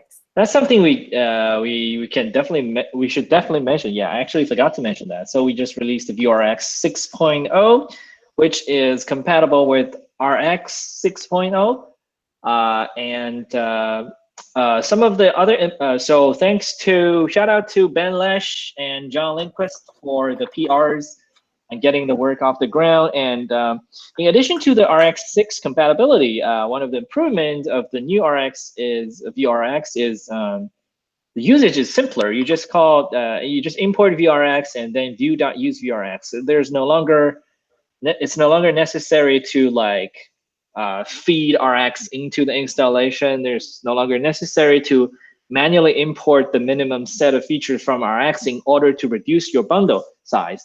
Because we currently ship 2 builds. The ES modules build, when you use it with Webpack, it just imports the necessary parts internally. So it's guaranteed to give you a minimal bundle size. And when you use the UMD build in the browser, we have a pretty. So I probably want to write a blog post about this, but we have a pretty clever mechanism that allows us to rewire that to just take the corresponding parts from a global RX when necessary. But long story short, the new build is easier to use and more efficient. So yeah, and RX6 is more like Lodash, where you can just take the parts that you want. Yeah. And it has tree shaking and all those other exciting. So yep. I love shaking trees. Okay, so you know, another great thing is all these folks are on Twitter. So if you are watching and you've heard about this somehow through different mediums, and you haven't joined Twitter yet, you are missing out on basically the tech community, I feel like. I was tweeting the other day, and you know, it's interesting to hear so many different stories. Like, for example, well, Chris, you and I sort of formed a relationship on Twitter, right? And that's sort of how we met. Rahul, another core contributor to Vue. I mean, we kind of met on Twitter, and then we met in India, so it's been great to get to know him as well. Yeah, it'd be weird if I was going to introduce you to someone. I wouldn't say this is Tracy, who I met on the internet, probably. Yeah. But but it's true. And yeah, you know, I guess it is true. But like that's everyone now. It's like these are all the people I know who I don't sometimes often even haven't met in real life. Yeah. Or like another great example was Lori Voss of NPM shared that she met. That he met Isaac, who co-founded NPM on Twitter because they were tweeting about a Yahoo party. So I don't know if, Evan, you've met anybody at Yahoo parties, Yahoo company parties, but that's how Lori and Isaac met. Cool. Yeah. So get on Twitter. Everybody's online. I think on the you guys also have a really great like core contributors and core team page with everyone's different Twitter handles. So again, that's a really great way to get immersed in the Vue community and see the different updates. I'd also say go to conferences, like go to events, like local meetups and bigger conferences, because those are the times when you often get to meet people from the core team and other people who are active in the community. And form those relationships. Like it's really like harder to do on Twitter or, you know, especially through GitHub issues or something like that. You can't have a side conversation about your dogs or something. But it's like when you can see people's faces and see how friendly they are, sometimes that makes it a lot easier to really, you know, start contributing and working on something, and you can show people things and. Yeah, I mean, I remember my first conference, and it was like 10 years ago or something like that. But it formed the relationships that I had for the next, you know, 4 or 5 years of my life and my career. So I met my first co-founder on Twitter, but I didn't find out he met me on, like, he found me at a conference. I was tweeting about a conference, and then he became my co-founder because I found him on Twitter, or he found me on Twitter, whatever it was. And then like 6 to 9 months down the line, he's like, "Oh yeah, I found you because you were tweeting about this conference, and I was at that conference." I'm like, "What? You didn't tell me that?" It's so weird. So, yeah. But anyways, Vue.js as well, Vue Mastery, I think Vue School, Vue Vixens all have different Twitter handles that you can check out. And especially if you want to contribute to the Vue Vixens project, very easy. Like I heard a lot of people talking about wanting to create meetups and different things like that. You might as well just throw a Vue Vixens. It's a great way to like give a free workshop, share what you know about Vue, you know, get different people involved within your community to meet other people who are writing Vue. And, you know, if you care about education and you're thinking like, maybe I want to do a Vue training at some point in time or start doing workshops or whatever it is, I think Vue Vixens is a really, really, really great way to start doing that, and also by giving back pretty heavily to the community. And even if you're not ready to start a Skulk, you like all of their materials are free to use, so you could use it just for like a general workshop in your company. Yeah, I don't think it'd be legal to say to have like I don't know, would it be legal to have like a workshop for only some employees within a company? I don't know, but either way. You can use it for anything. Those materials are free to use. And if you find something that can be improved, you can contribute back to Vue Vixens, you know, by submitting corrections or improvements to those materials. Yeah. Gusto.js had a question. What do you mean by Vue contacts page? I think it's on Vue.js. It's just Vue.js, right? Just the Vue.js. I forgot is it Vue.js.org? Yeah, Vue.js.org. If they're probably mean Vue.js.org/team. Yeah. Yeah. Probably there. Well, very cool. Thank you, everybody, again for joining. Thank you, Evan and Chris, especially. It was great to work together on bringing the Vue community together. I really enjoyed all the conversations. And besides that, you know, if anybody's, well, people are still watching, so share this. You know, feel free to repost this. This is going to be fully recorded, so you will have Mike Hardington's phone number for the rest of eternity.